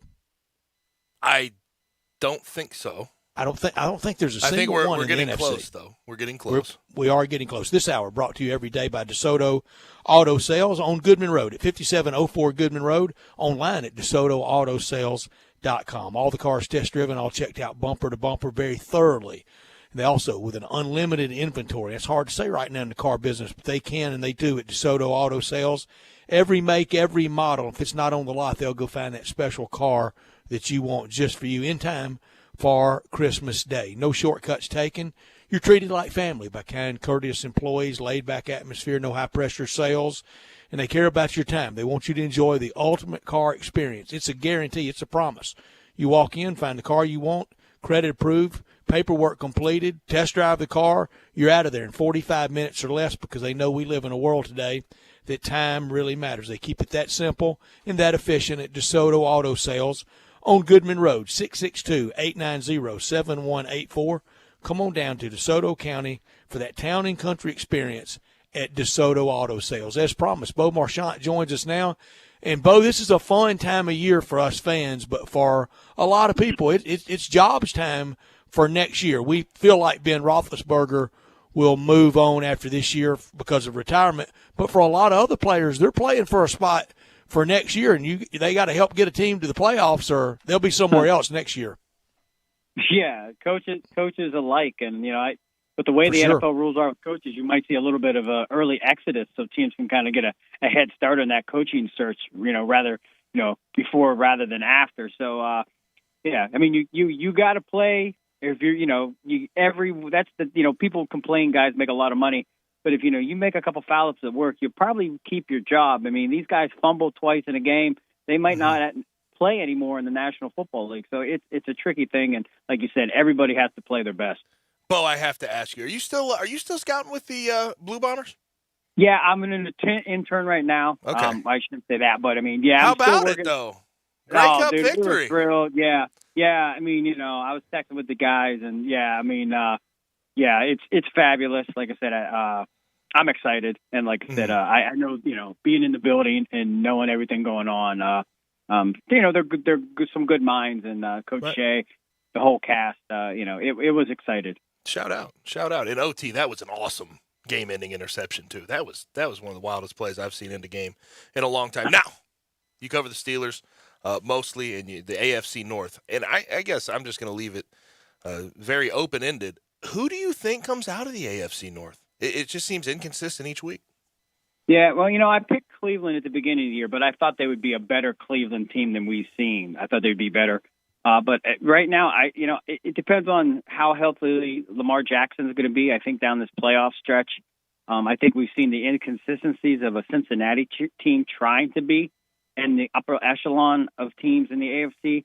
And then the Steelers, I just don't have faith in them being able to, leapfrog the teams in front of them. And with that said, I think Cleveland, absent of, catastrophic injuries or whatnot, I know COVID took a big hit out of that lineup this week, but, I still think they can possibly, man up and win that division. With that said, Harbaugh and crew, they could have won that game last week. That interception at the end cost them. So, it's a well-coached team, and the Ravens have been, been playing depleted from the get-go. No Ronnie Stanley. We know about the running back. So, Lamar Jackson, though, that definitely really puts, a big hurt on them. But if Jackson is able to come back quickly, I still think it's the Ravens to lose. But if he's going to miss significant time with that ankle, then I think Cleveland could sneak up on him. No, now, other than Pittsburgh, no coach will lose their job out of the AFC North if they don't make the playoffs, and no quarterback will be shipped out of there. Now, Ben may retire, but Lamar, Baker Mayfield, Joe Burrow, they're all back next year, or are they? Would Baker Mayfield be back if they don't punch a playoff ticket? That's just a great question, Brett. I don't know what they would be able to do. We know that they extended his contract 1 year. We know that, we're at this point, I think everyone's opinion, at least majority vote, would be, you don't want to give him big time money at the quarterback position, but there might be another team out there willing to do so. On the flip side of that, though, I don't know if Cleveland has the guts to get rid of him if they know they're not going to bring in a substantial commodity, if you will, a Garoppolo, a Watson, a Rodgers, a Wilson, somebody on that caliber. Because even if you trade Baker, is maybe as disappointing as he's been, can you go out in the draft and find one? We know that Cleveland has not had luck in a long time doing that, and then you got a guy, find a serviceable guy in the free agent market. So I think all three of those quarterbacks will be back. I think it's fair, enough that Ben will not be back in Pittsburgh, but I think the three quarterbacks that you mentioned will all be wearing the same uniform come this time next year when 2022 kicks off. Yeah, and Lamar is the one I want to highlight here. I think he does so much for that team, and he really is their only form of offense at times, and it really puts stress on him, unneeded stress. And I've said from the beginning with how much he runs the ball. You're talking about a guy who runs for 1,000 yards a year. There is certain things I personally worry about with him, getting hit a lot. But until now, he had sort of avoided it. But this year, Bo, he gets hit 16 times per game. And the Ravens... It's like how Cam Newton used to get hit. And the Ravens O-line has given up 47 sacks. That leads the NFL. How concerning should that be for the Ravens? I think it should be concerning for any team. I include Buffalo. 17 carries for Josh Allen, 54 throws, and he leaves the game in a walking boot. Great point. It's you got these guys are quarterbacks, and I think you're trying to win the game, so you're going to call the play that you think you can execute to the best of your abilities. And for the Ravens, it's usually Lamar Jackson, any means necessary. And you mentioned Cam Newton, another great point where he was so overused in the run game, so. We know he took the big hits, and he played like that. Cam played like a linebacker. He kind of, he went after a small DB. He wasn't avoiding the contact. He kind of relished in being the bigger product on the field. With that said, though, these teams are going to use these guys up, and, I call it like that punch drunk type thing with the fighter. You can only take so many hits, and I think for any position, especially quarterback, look at Christian McCaffrey, the workload the Panthers have put on him. The last two seasons, he's not a big guy. Let's put it, is he dynamic? Of course he is. But he's proven over the last 2 years that body is starting to break down. And I hope, because Lamar Jackson's so fun to watch, that that's not the case. And, Lamar Jackson, I hope he's able to play this week. But again, these guys, I just think it's a product of, they want to win. He gives you the best option. And let's play devil's advocate. Say if you're not using these guys or you don't use them and you run some odd play where they're really not the focal point, and these coaches got to go to the podium and answer questions on, Lamar Jackson, why, or you could have done this. Yep. it's tricky, but I agree with you. These guys are so overused, and I think that's just, where the game is trending, where we have these dynamic quarterbacks who are just, they're deadly with their arm, they're deadly with their feet. They can, beat you either way. It's hard not to use them. And the play breaks down, what's Lamar Jackson supposed to do? Not run up the field, but, it was bound to happen. Yeah, it's bound to happen. Like I said, they're so overused, and especially the Ravens. I mean, we know they're a run-oriented team, and Gabe mentioned, the 1,000 yards and the way that, he's so prolific running the ball, and that's nice. But again, these guys take these hits. It's just a wear-down process. The body can only take so many hits, regardless of position. You guys are right. I mean, it's almost clear-cut. Except for Mark Andrews, except for the tight end, the Ravens' offensive philosophy is, Lamar, go get him. Good luck. Go get him. And I said it in the preseason about Hollywood Brown. He needs to play like Hollywood and not like West Covina Brown or Glendale Brown. He's not playing like Hollywood. Yeah, and that's the other thing. I mean, everyone harps on, Lamar Jackson taking the next step. And I told you, when free agency rolled around, I mean, some of the big-name free agents out there, that's where I would have went. If they want to take the passing game to the next level, Mark Andrews basically can't be your target. Marquise Brown is not a number one reason, So they brought in Sammy Watkins, and he's just that, fixture. Last year when he was with KC, you got Travis Kelce, you have Tyreek Hill, and then you have an additional Sammy Watkins and Marquise Hardman. And, then that's where Sammy Watkins falls in. He's not going to take the pressure off Lamar Jackson, but they are, we know it. They're a ground run oriented team. I mean, 5 years over 1,000 last year. And then you look the offense, they're just not a pass happy offense. But, I know, Tyler Huntley, they put up some passing yards against Cleveland last week just because they had to. And I really do have to sort of put it out there. He has avoided the big hits until now, but the O-line this year has broken down. It's been terrible. He only has Devontae Freeman in his backfield to run the ball. It's just been – I think also we do have to – turning around hand it to Jamal Lewis. We do have to take – and Rashad Bateman's been hurt the whole year, their first-round pick. We do have to take into consideration everything going on around him, and I think he has had to do everything, but in a normal year, maybe a little bit of the load would be taken off of him if all the injuries weren't there. Yeah, and he's a competitor. I mean, you guys know. I mean, these guys, big time. He'll if you want. I mean, Lamar Jackson will take every. He'll take a handoff every time, and he wants to be out there. Yep. He's not going to be questioning my overuse, but if there's a way to prevent that, and again, I mentioned Josh Allen in Buffalo. I mean, you're playing you're on a slippery slope here, and you can't say, hey, this is our best option all the time. I mean, or tell these guys, listen, and everybody knows it. Yeah, everybody knows it. But again, they're competitors. Josh Allen. I mean, if that pocket breaks down in Buffalo next week against New England, and he sees the first down marker, and Matt Jordan's coming at him, he's still going head first. And that's what you want. I mean, but that's it's a violent game. Quarterbacks are going to get hurt. We hate seeing it because they're so important, and they really, their demise really demises the games that we watch. I mean, look, Jordan Love and the Packers in Green Bay versus the Chiefs. I mean, probably, with Rodgers, the way the Chiefs were playing, you got to say maybe the Packers win that game, or it would have been a lot more competitive. So it's just, you have to have great quarterbacks. And I think it's weird because the Ravens, you don't really have an answer. Lamar running the ball has to happen. It has to happen for that offense to work. In Buffalo, it doesn't seem like it's all that complicated. Go get a couple more O-linemen and a prolific back, and I think that offense and a lot of the onus is taken off of Josh Allen. I agree with you. And, I love Singletary coming up. I was real excited about Zach Moss, a couple mid-round running backs that they took. I know they got Matt Breida there. Absent of that, though, they elect really not to establish a run. I think they just get carried away with Josh Allen being able to distribute the ball via the pass. And, you look at the box scores at the end of the day, and, you got maybe 11 rushes for Josh Allen and 3 for Singletary and 3 for Moss, or, and you're just kind of like, well, and 49 pass attempts. But they win. But now Buffalo's coming to the realization, and everyone knows it, they can't run the ball. And this is just an observation from me. It just doesn't seem like they play. You think Buffalo, you think cold, you think toughness.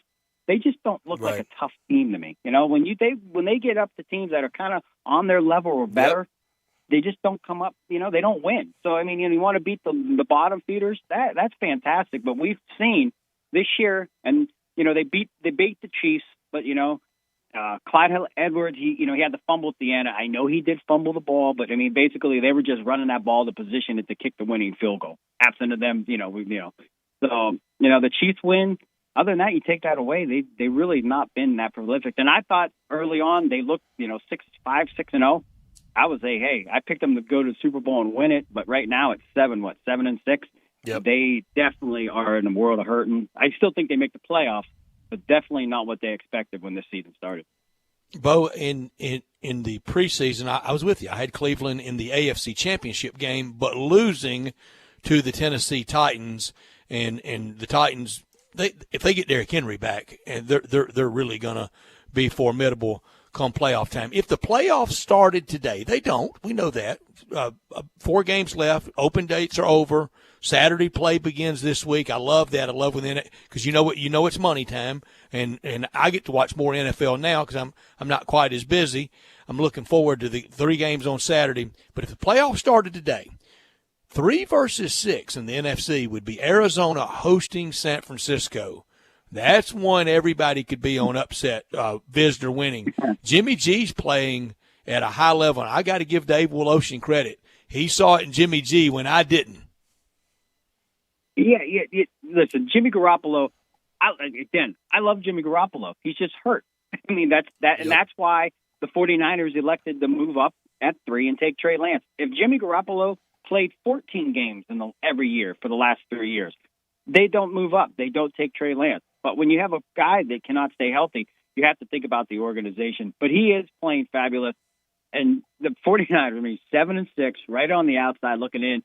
And I think we're all skeptical of the Cardinals until they win that playoff game. I think any of these wild card teams, even the Saints, even if they make it, I think you're like, hey, Sean Payton and Dennis Allen on that defense, can he, scheme up a thing, to shut down that Cardinals offense? I just think the Cardinals, that's going to be their biggest question is we know they're going to make the playoffs. Where are they seated? We don't know that up to this point. But will they be able to win that playoff game? That's a big if because we just haven't seen it, especially with this crew because they haven't done it. Mm-hmm. But we know the 49ers, Garoppolo's been to the Super Bowl, 4th quarter away from winning it. But, Miracle just come back by the Chiefs. So it's going to be fun. And, I think NFC-wise, I think, an 8-win team can get in on the NFC. On the AFC side, I think, all teams are going to have at least 9 wins. I think it's a little bit, spread apart. I mean, you got some, you got the Jets, you got, there's easier schedules on the AFC side. So, As far as the NFC is concerned and the Cowboys offensively have not really looked themselves the past few weeks. Defensively, they've certainly stepped up. What's your feel on them and what they could do come playoff time? Well, the offense has to play better because, if they get in a dogfight with some of these more prolific offenses and, Heineke got hurt against Washington. They were trying to give that away. Holcomb gets the interception. But, that you just think, when's this thing going to turn over? It's kind of like trying to start your engine. You keep hearing it start, but you're just not hearing it turn over to get that thing going. And I think that's what the Chiefs are like that. Their defense is playing lights out. And then you look at the Cowboys, the same thing. Who knows how healthy Dak is? Dak hasn't looked good since he's come back from the injury. I think that's a fair assessment. I don't know how much that's hindering him.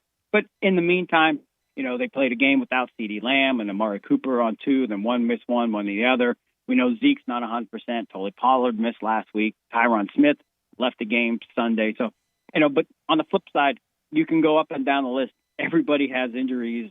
You have to overcome it and get it done. I think it's a concern. I think you go another week or two and they don't break out. They face the Giants this week in New York. If you're a Cowboys fan, you're like, we can't go to New York and throw 38, 45 points down on the Giants. There's a problem. If you turn on the TV, you see, 13-7, midway through the 3rd quarter, you're going to have to shake your head and say, wow, things might need to be changed, in the philosophy of what they're doing to get this offense going. Who's your most trusted team in the NFC as far as being able to win it? You know what? I have to say, I know they just won last night, but I think the Rams. I think if all these teams play up to their potential, I think the Rams, have the caliber to do it. I mean, Aaron Donald, the way he played last night. I think when you can get a guy, we started at 3:00 on him. He was amazing last night. Yeah, and Tampa is there, and I'm hesitant to say that because their schedule's been so weak, and even the Buffalo win, on paper that looked like a great game. Buffalo came back, they almost they went in overtime, but Green Bay has to. I don't know if they can. They just don't seem to get it done, and it goes back to what have you done it, and they get to the NFC Championship the last couple of years, and they just don't. Those last 2 years when they lost. It wasn't like they lost. They just didn't seem like they had it. I'd say the Rams. And on the Cardinals, we know, and then you got the 49ers. Who knows? And also with Matt Stafford for all these years, and I know we've talked about Patrick Mahomes and how he does things we hadn't seen, rolling out, throwing no-look passes. Matt Stafford's been doing that forever, and some of the placement on those balls he was throwing last night was ridiculous. Yeah, I mean, we know Stafford can play. He just, he was stuck in Detroit for over a decade, and that's that. Look at Trevor Lawrence. I mean, just not to get off subject, but if there's a real quarterback-minded guy down there, or if you put Trevor Lawrence on, Kansas City's roster and just say Andy Reid was nurturing him from the get-go, and Patrick Mahomes didn't exist, I mean, wouldn't we all agree at least? Or Josh McDaniels. Josh McDaniels. I mean, a quarterback-minded guy that can really, develop these quarterbacks. And let's face it, Meyer's not that guy. Yeah. He's not. You know what I mean? And look, he let Joe Burrow go. And then kept Dwayne Haskins. I mean, that says it all. I mean, if you're an evaluator. Yeah. So, like I said, I mean, we could go on, but I just, the Rams, I think with Stafford, McVay, and this is what I like about the Rams at this point, is we know Sean McVay's the offensive-minded guy. And he's going to nurture that offense the correct way. He's going to maximize it. Defensively, we just know they have some really premier guys that when they're on, they can be really, really good. And we saw that last night. So that's why I think if you said, hey, all these teams are going to click on all cylinders, I think the Rams would be my team at this point. And I'm glad you bring up the Trevor Lawrence, Jaguars, Urban Meyer thing, because we talked about it in the last segment. It seems like with where you are in your development of that franchise, with what you're trying to do, trying to build around Trevor Lawrence, rip that Band-Aid off now if you're going to rip it off. Don't wait around. It seems like one of those things where you do not want to have Trevor Lawrence learn another offense here in 2 years. You're exactly right. As much as Urban Meyer, the talks of, is he going to get canned? I didn't even think about, the whole transition for Trevor Lawrence, but he won't be alone. It seems like that's that's a common courtesy to a lot of these rookie quarterbacks where you're not going to be the number one pick or close to it if you're not on a bad team, and that coincides with who knows how long that coach is going to be there. But Meyer, unless they don't want to pay him the money, and because I don't know how his contract's going to break out, but I mean that just seems it's unraveling each week. There's some worse and worse and worse. Yeah, I mean, there's never been a point where you're like, wow, it's turned around. This looks like a team. Nope. You've seen no progression. Like, you've seen no, like, hey, they're getting better at this point. And you've seen that. So. You're dead right. You are 100% right. He's our man, Bo Marchant, at Bo Marchant on Twitter, covering the NFL from collegetopro.com. Bo, we always appreciate it, man. Yeah. Stay safe, gentlemen. You too. Thank you, appreciate Bo. it. We really appreciate it very much. And it is building. Remember, we got 17 games this year. I really was opposed to that, but it's going to be a crowded finish down the stretch. At Jason's Deli, this entire group, the Patterson family, all the people that make up this group, they want to wish everyone a Merry Christmas and a Happy New Year. And from 200 very grateful Memphis area associates, they say thank you and look forward to 2022. They like to say bringing more to the table. It's a family thing. It's very much a family thing with this group at Jason Deli. All these great locations like on Ridgeway Road, Poplar and Highland, Olive Branch, and Cordova. Always online at jasonsdeli.com. They have a variety of delicious choices for breakfast, lunch, and all-day meals for groups of 5 or 5,000. You're not going to have 5,000 over for the holidays, but if you do, they got you covered. And they love being the last-minute option, the same day last-minute orders are welcomed for that holiday party you've been debating. Should we have it this year or not? And you decide to, let them do all the work with the professional setup that's included with delivery by their own delivery drivers who have food handling permits, house accounts available, and all that great food, all the great salads, all the great soups, like the Mesa chicken salad, the chicken club salad, my favorite, the taco salad. Then you get to the soups like the chili, the Texas-style chili. That's beanless, so good. And it's all about choice at Jason's Deli. Regardless if you seek a gluten-free menu, vegetarian sandwiches, they have you covered. Again, jasonsdeli.com, plenty of organic food to choose from. And if you're in these locations on Ridgeway Road, Poplar and Highland, Olive Branch, and Cordova, wrap it all up with a complimentary free ice cream year-round, whether it's 90 degrees outside or cooler, a little bit cooler like it is today. So good and so good for you at Jason's Deli. And, again, they say thank you so much. Check them out online as well at jasonsdeli.com. When we come back, we take a look at the NFL playoff picture as well as Todd McShay's new mock draft where he ranked all of his quarterbacks. Corral is. I couldn't get to it. They had it behind the paywall. Yeah, we will see where Matt Corral is in all of these conversations right here on Sports 56 98.5. You have opinions? Well, you gotta have an opinion. We want to hear them. Call or text us on the AutoZone listener line at 360-8255. That's the AutoZone listener line at 901-360-8255. Get in the zone, AutoZone.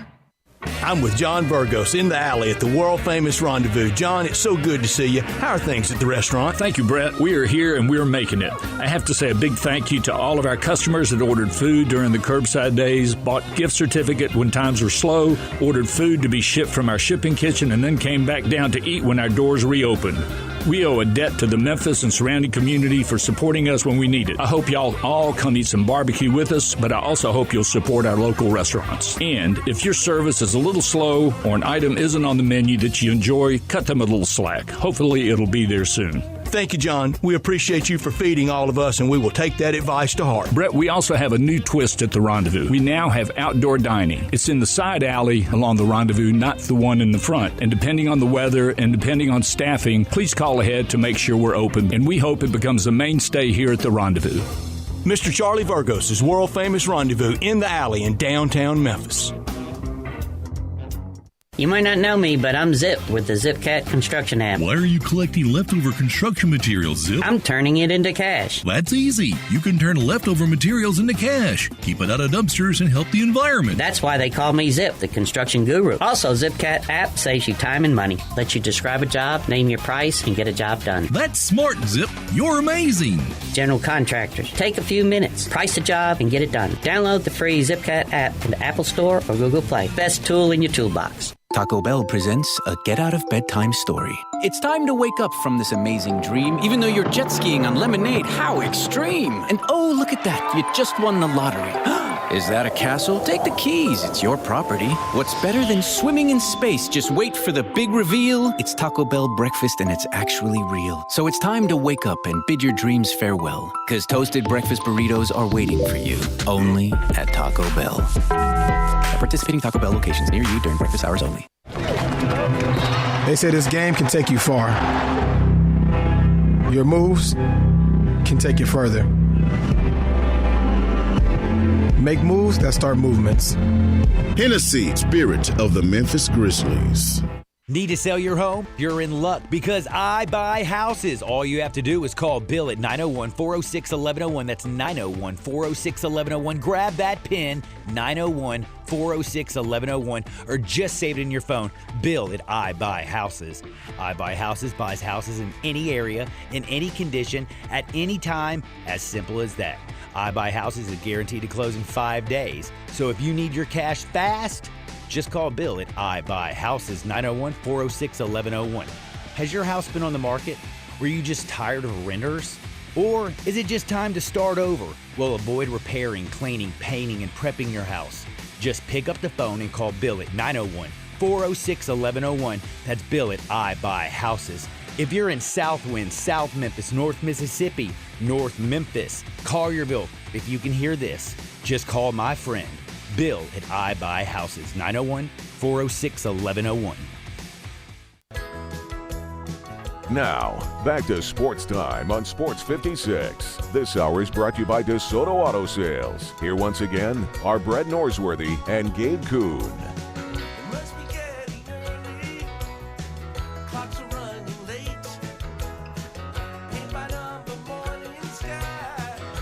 Back in and rolling. Sports Time on Sports 56 with Gabe and Stats. Brian Dacus, of course, producing the program. Watch us live. Message us on Twitter, Facebook, YouTube, Twitch, and at sports56whbq.com. You can also hit us up on the AutoZone listener line, 901-360-8255. Get in the zone, AutoZone. Let's take a look at the NFL playoff picture in the NFC through 14 weeks. Packers at the top. Bucks 2, Cardinals 3. They're all 10-3. Then it goes 4, 5, 6, 7. It goes Cowboys, Rams, 49ers, and the Washington football team. Now, I'm not fully convinced that the Washington football team will hold the other teams behind them off. You're talking about the Vikings, the Eagles, the Saints, Seattle, I guess, is sort of still in there at 5 and 8. Especially if Taylor Heineke is not going to be able to be at full speed. But the Washington football team has come on strong late in this season. We thought they would. I thought they would be there all year, and now it didn't look great with the backup Kyle Allen on Sunday. No, it didn't. It didn't. And I've never understood the Kyle Allen fascination in general. I didn't at A&M. In college, he was never any good.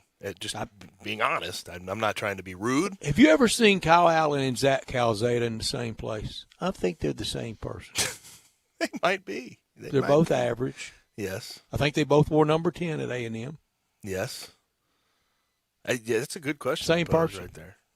That would be a lot of traveling, though, in a short amount of time. It would be. But, they got the money in Texas. That's impressive. So as far as the 1 seed goes, getting the bye in the NFC, I'm very curious. Packers, Bucks, Cardinals sort of vying for it. I guess the Rams could come in and steal it. All roads go through Lambeau, don't they? It really does seem like that every single year. It does, and it's great for TV because you'll see all the breath out there this year. It's impossible. That's what we missed last year in the playoffs, all the breath. And you think about the teams chasing them. Bucks are a warm weather team. Cardinals, warm weather dome team. Cowboys, dome team, warm. Rams, warm dome team. If the Packers get that 1 seed in the playoffs, and they get that bye, they have no one to blame but themselves if they can't get to the Super Bowl. I mean, but Aaron Rodgers will find someone to blame. It seems like it. I don't know how. It's interesting. He'll blame his brother if nothing else. Now, in the AFC, it goes 1 Patriots, 2 Titans, 3 Chiefs. They're all at 9 and 4. 4, 5, 6, 7 Ravens, Chargers, Colts, Bills. Bills are operating in a bad way right now. And they have the Browns, Bengals, Broncos, Steelers all on their tail, which I think easily those teams are capable of overtaking the Bills, and the Bills could possibly miss out on the playoffs this year. Any of those teams that finish 7 right now in that lineup in the AFC, Buffalo, Cleveland, even Cincinnati, they could go into Nashville and beat Tennessee. Yeah, and beating the Titans is not all that impressive right now, considering that was just a death blow. What happened to Derrick Henry for that team and for that franchise, for that offense in general? Now what was his injury? I'm not totally positive on that. But they're thinking maybe a playoff return for him. Conditioning would be an issue in taking the hits, but I don't. Well, it was foot, wasn't it? I believe it was foot. They were worried about it. Foot. They were worried about being a Jones fracture, and I don't think it was actually a Jones fracture. And for him, 250 pounds, 6'4", running on that foot, surgically repaired. No, I just can't see it. Maybe the Super Bowl, he's back. I don't know, but and that would be on that turf at SoFi. I don't know why you would. Well, I do know why you would push it, because you want to go win a Super Bowl. Got to win a Super Bowl, but first one in franchise history. Would you risk? Would you risk all that? Would you risk your future? Yeah, your wage and your future on it. They had a chance though. That locks up skyboxes and seats forever. Before he went out, I genuinely, the way they were playing, I thought they had a serious chance to be the AFC to come out of the AFC. But now come out of it, but not win it all, because at some point Tannehill is going to have to make a play. I don't know that I trust him. Julio hadn't been all that. A.J. Brown hadn't been all that this year.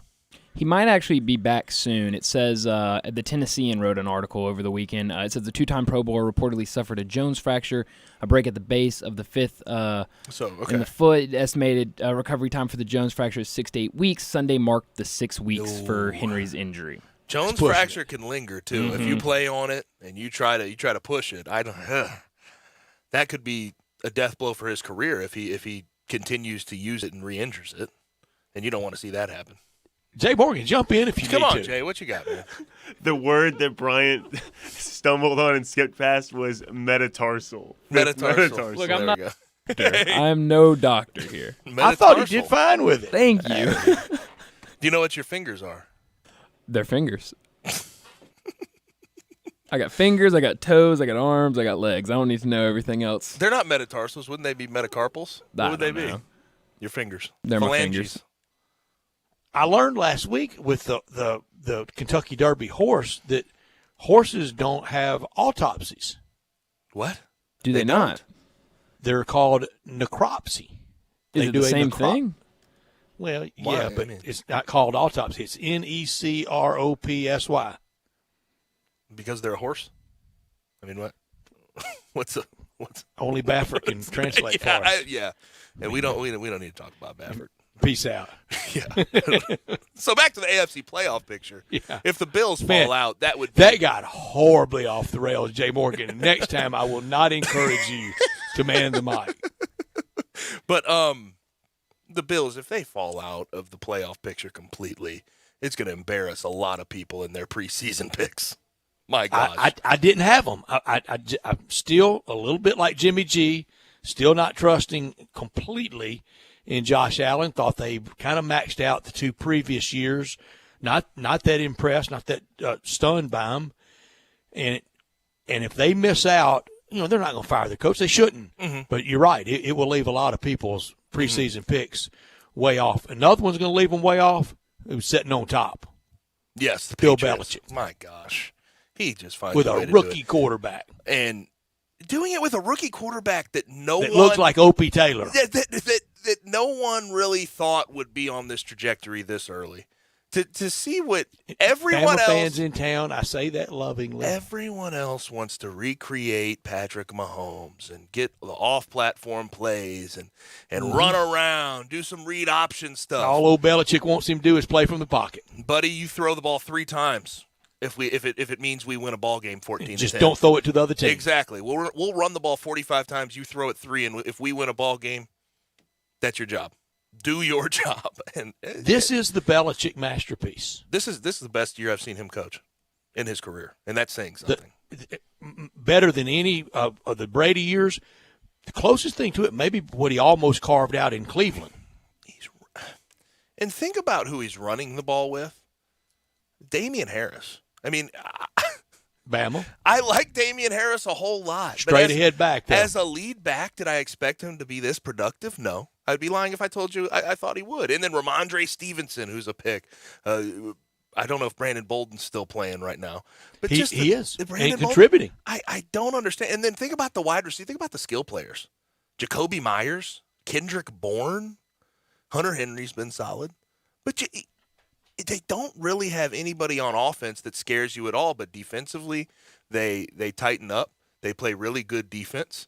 And offensively, they just control the clock. And it kick has been, and cover it will. And 9-4 is what it is at the top of the AFC at this point. The in the Belichick season. opus, no doubt. Also, the Chargers sitting there at number 5 are a scary team in my opinion. And I wonder when we're going to start having conversations about Justin Herbert the way we talk about Patrick Mahomes. Well, it starts Thursday night for the Chargers. We'll have that pick and we'll talk about it. We'll carry that game Thursday night. But that they have to win that at home against Kansas City. And they won the first one at Kansas City. I think these conversations need to start turning to Justin Herbert when we're talking about really good young quarterbacks. He is doing it, and kind of quietly because he's playing for the less liked L.A. team in the Chargers. Not really an L.A. team. They never have been embraced. But no, that throw. Did you see the throw this Sunday that he made on the run to Jalen Guyton? The one that had the laundry hanging off of it? Yeah, I saw it. That might have been the best throw I have seen this entire year. It's stand up in your TV watching room and cheer. Did you see? I like Daniel Jeremiah. I think he's really good at NFL draft talk, NFL talk in general. Did you see his reaction? I believe he's the color commentator for the Chargers. I'm not. Oh, I didn't know that. I think he might be. I'm not positive. I'd have to get Brian to look that up for me. But I believe he commentates for a team. There was a reaction video of him. He stood up and just put his hands over his head, watching that throw, one of those. and didn't say a word. While Stafford his partner last was night making had the a call. couple of those. Yes, that's true. The first 3 games of the weekend, this weekend in the NFL, the Thursday night game and the 2 Saturday games, that is completely impacting playoff seeds, everything. Don't we call those the flex games? We call those the flex games because how they do the schedule now. Is that right? That wasn't locked in there in the pre? I don't believe so. I guess I'm saying like a lot these of things games. that are not quotable. The NFL get it right. They get it right most of the time. Mm-hmm. But speaking of quarterbacks, talking about Justin Herbert, Todd McShay put out his mock draft today, and he had his top 5 quarterbacks in this order. Kenny Pickett from Pitt at 12, going to the Steelers. 13, he had Matt Corral going to the Washington football team. 17, Malik Willis to the Broncos. 19, Desmond Ridder from Cincinnati to the Saints. And 25, he had Sam Howell, I believe, going to the Lions. Yes, 5 in the first round. I'm surprised by that. And I'm surprised by Matt Corral to Washington. Aren't they going to invest in Heineke the rest of the way? It seems that way. It seems that way. He's playing well. He's playing good ball. Yeah. But, I mean, I saw a mock draft that had the Eagles taking Matt Corral. He's going in the first round. But with Heineke, seriously, I don't think a long view. I don't think there's a big picture with him as the quarterback of Super Bowl of the parade football with him. team. Yeah. Do you? I mean, they can be a winning football team. They could probably make some playoff appearances, but I can guarantee Ron Rivera sees a ceiling with Taylor Heineke as a quarterback. How do you like that fit, though? Washington taking Matt Corral. And here's the thing I've said about Matt Corral the whole time. I think he needs a guy who's going home and road jersey. I think he needs a coach who's going to actually highlight his strengths instead of try to make him fit into a system. Is that Riverboat Ron? I'm not sure. I don't think that's the right fit. I don't either. And you need a guy, in my opinion, who's going to latch on to sort of new age offense, who's going to be unafraid to run RPO type style offense. Different NFL, straight ahead with the Hogs, a lot of running, but still one of the big achievements ever. Joe Gibbs won 3 Super Bowls, 3 different quarterbacks. Joe Theismann, Doug Williams, Mark Ripien. That's very, very impressive. These bottom 3 quarterbacks, Brett, I'm going to be honest with you, I could take them or leave them. Malik Willis, Desmond Ridder, Sam Howell. You know my thoughts on Desmond Ridder. I think he has hard a lot pass of work on to do. 2. Sam Howell I'd be a little more open to. Yes. Let me see Senior Bowl. Let me see Combine. Let me see draft workouts I think campus Malik workouts, Willis at 17 and Desmond Ridder at 19 would be entirely too would high. touch Malik Willis. I think that would be ridiculous. I think they're day 2 picks, personally. And but with quarterbacks, there's this the overdrafting of quarterbacks every year is astounding. Well, everybody's kind of hitting and hoping. Yes. And I think last year people had the idea this is one of the best quarterback drafts we've had in a long, long time. And it turns out that besides Mac Jones, none of those guys are really doing much. And I think teams. all those guys would have benefited by being in the position Mac Jones was in. You put Mac Jones in those other spots, and he has that struggling, ugly rookie year. And, Matt, could you imagine Mac Jones with the Jags right now? Mac Jones with the Bears? I couldn't. Oh, my gosh. He would and I've always had the question. Be carted off on a stretcher. I've always had the question, if Justin Fields were to fall to that 15 spot where the Patriots were picking, would they have taken him? Because there was a lot of talk about that during the draft. Well, I think they would have, and I think he would have excelled. I know it's the most wonderful time of the year, and it's a great time of year to get down to All-Star Chevrolet at Olive Branch, right off Highway 78 at Kraft Goodman Road. It's where all the Silverados and all the Tahoes and all the Suburbans and all the Blazers are, right there at All-Star Chevrolet in Olive Branch. Ask for Scott or Jeff or Kevin or Drew, and they'll check that list, and they'll make it happen for you for the new year. What a way to start 2022 with a new ride from All-Star Chevrolet in Olive Branch. These will go fast, so get down there this week. They've been right there for us through all the years, and they're getting all the best 21s, the remaining 21s, and the 22s that you can imagine, and all the colors that you want. You can see where all the Silverados are. They're at Olive Branch, and if you see a red tag, that's what you want to see. Look for the red tag, and that's an extra $500 bonus cash, just like that. 0 for 72 months financing available. Your good credit deserves it. They give it to you at All-Star Chevrolet in Olive Branch. If it's a new Chevy or pre-owned or certified pre-owned Chevy, or if you want to sell any car or truck and you get your check today, you can do it. Remember, it's not South Haven, it's not the Pike, it's not Mount Moriah, it's not Collierville. It's got to be Olive Branch at All-Star Chevrolet. Find new roads to All-Star Chevy in Olive Branch, or go to allstarautogroup.com. When we come back, it'll be time to put a wrap on this edition of Sports Time with Gabe and Stats. Join the voice of the Tigers, Dave Woloshin, for Wolo and Friends, weekday mornings from 10 to 11, here on Sports 56 and 98.5 FM.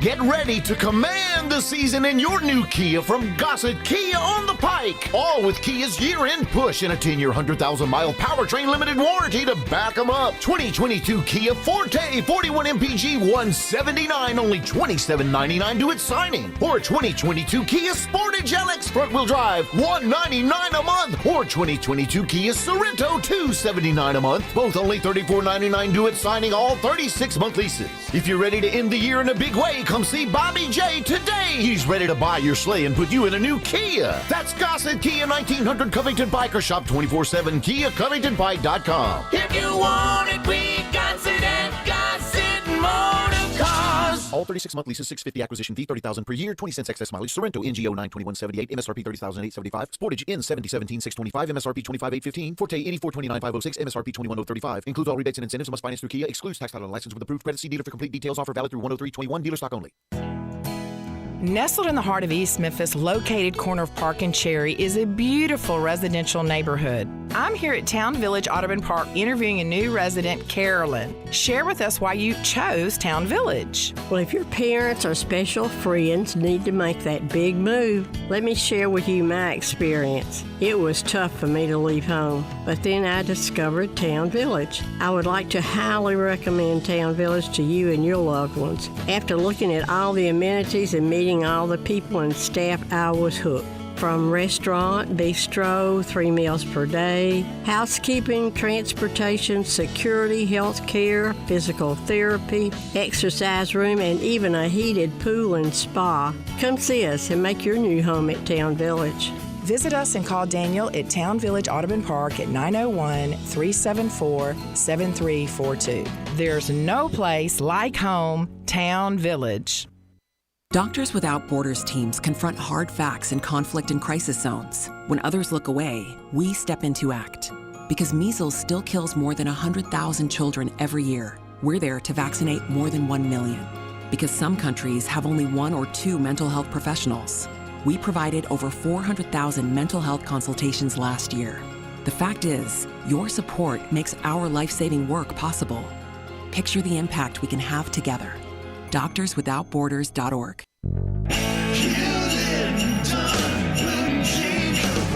The Christmas spirit is here at Hewlett & Dunn. Boots, casual boots, work boots, hiking boots, fancy boots, even safety toe boots. Lots of hats to choose from Whiskey Bent to Red Dirt Hat Company. Tremendous Christmas selections just arrived from Outback Trading Company, STS Ranch Wear, good-looking duck head dress shirts, duck head caps and pants. Tons of jeans from Area, Wrangler Devil Dog, and Kimes Ranch jeans. At Hewlett & Dunn, we have a great selection of Old South t-shirts and caps, fine clothing from dress to casual to Sunday best. Enjoy choosing from OFO's orthopedic-approved shoes, boots of every size, every color, every skin. Just arrived from Santa, toy guns for the kids.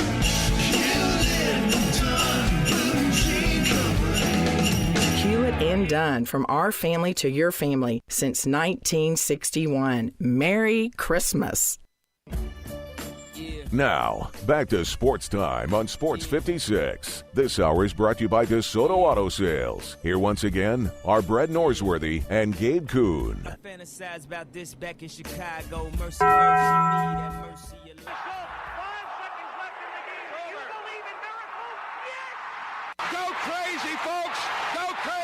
This is for all the biggest crunch time. You are looking live. In your life have you seen anything like that? Goodbye. Hello, Haskins. It's obviously crunch time. Hammer, nail, coffin. This baby is over.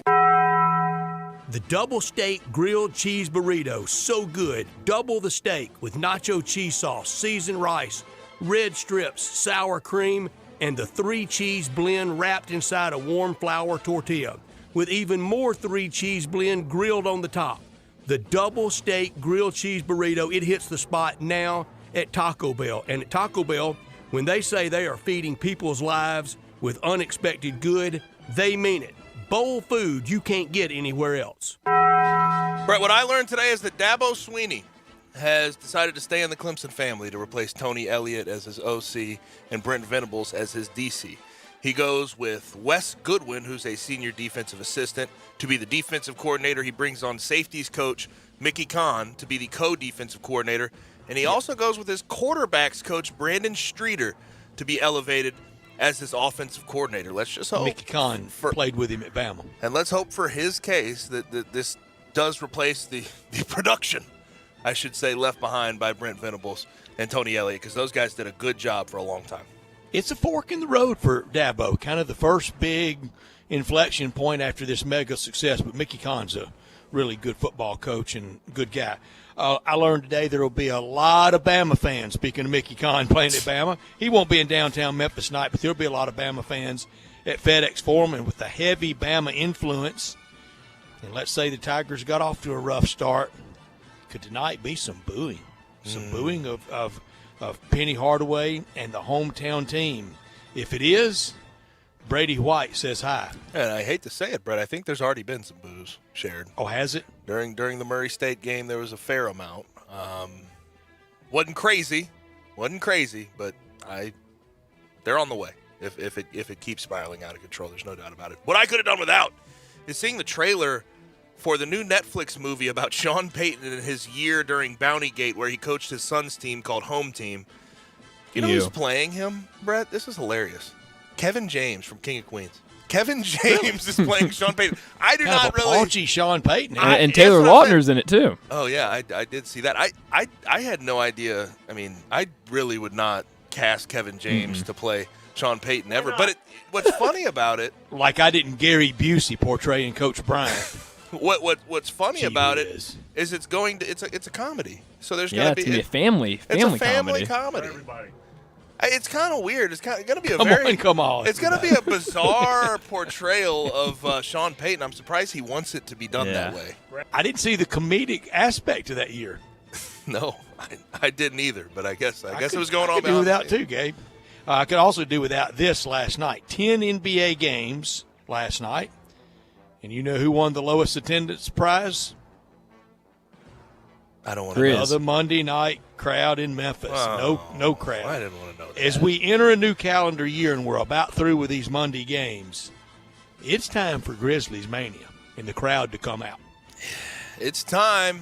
17-11, fourth spot in the West. I know you don't win a playoff spot right now, but they're playing really dang well. Sure win a seed right now. 8-1 in their last 9, and they're pulling away from the people behind them at the moment. I mean, I don't know what more you could ask for.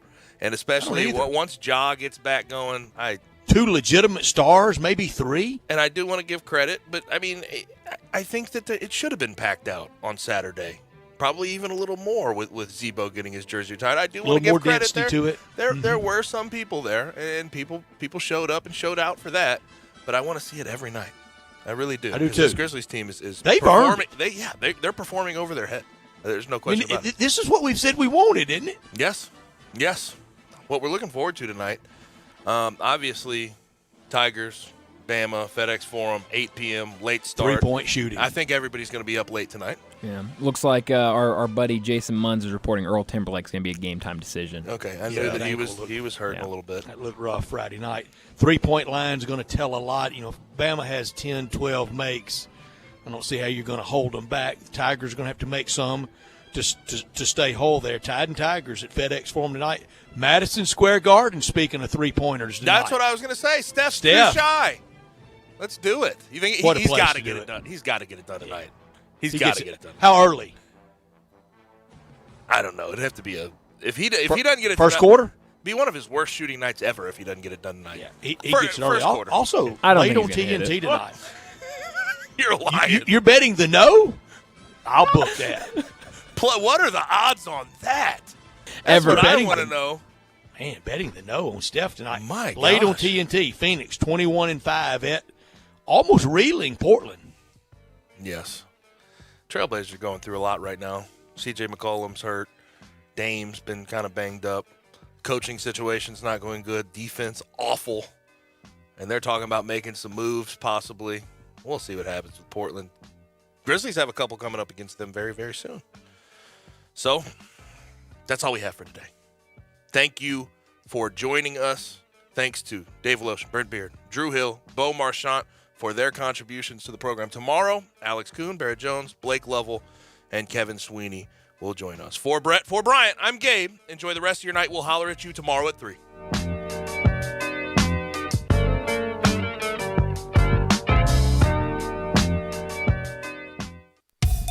I want to do some bragging rights. Hey, I was just the other day overhearing a conversation with Big Mike, the manager of DeSoto Auto Sales. They've got people buying cars all over the country. North Carolina, South Carolina, Georgia, Alabama, Arkansas, Texas. People from all over the country buy cars at DeSoto Auto Sales in Olive Branch, Mississippi. Why? DeSoto Auto Sales has the most stringent car inspection in America. They get it right the first time. Quality and low mileage, factory warranty on most vehicles. My favorite part is the people who work there. Big Mike, all the employees are professional, friendly, and go that extra mile. Expect as you walk in the door, you're treated like family. DeSoto Auto Sales understands your time matters. We can help you find your dream car and get all the paperwork finished in less than an hour. Come see us at DeSoto Auto Sales and be part of our family. Have a great buying experience every time. 662-890-7184. Hi, I'm Tito Beveridge, founder and master distiller at Tito's Handmade Vodka. In 1997, I started the first micro distillery in the state of Texas with my dog, Dog Joe, at my side. We're still working with dogs out at the distillery after all these years. Learn more about how dogs are a part of life here at Tito's Handmade Vodka at vodkafordogpeople.com. Tito's Handmade Vodka is made from corn and naturally gluten-free.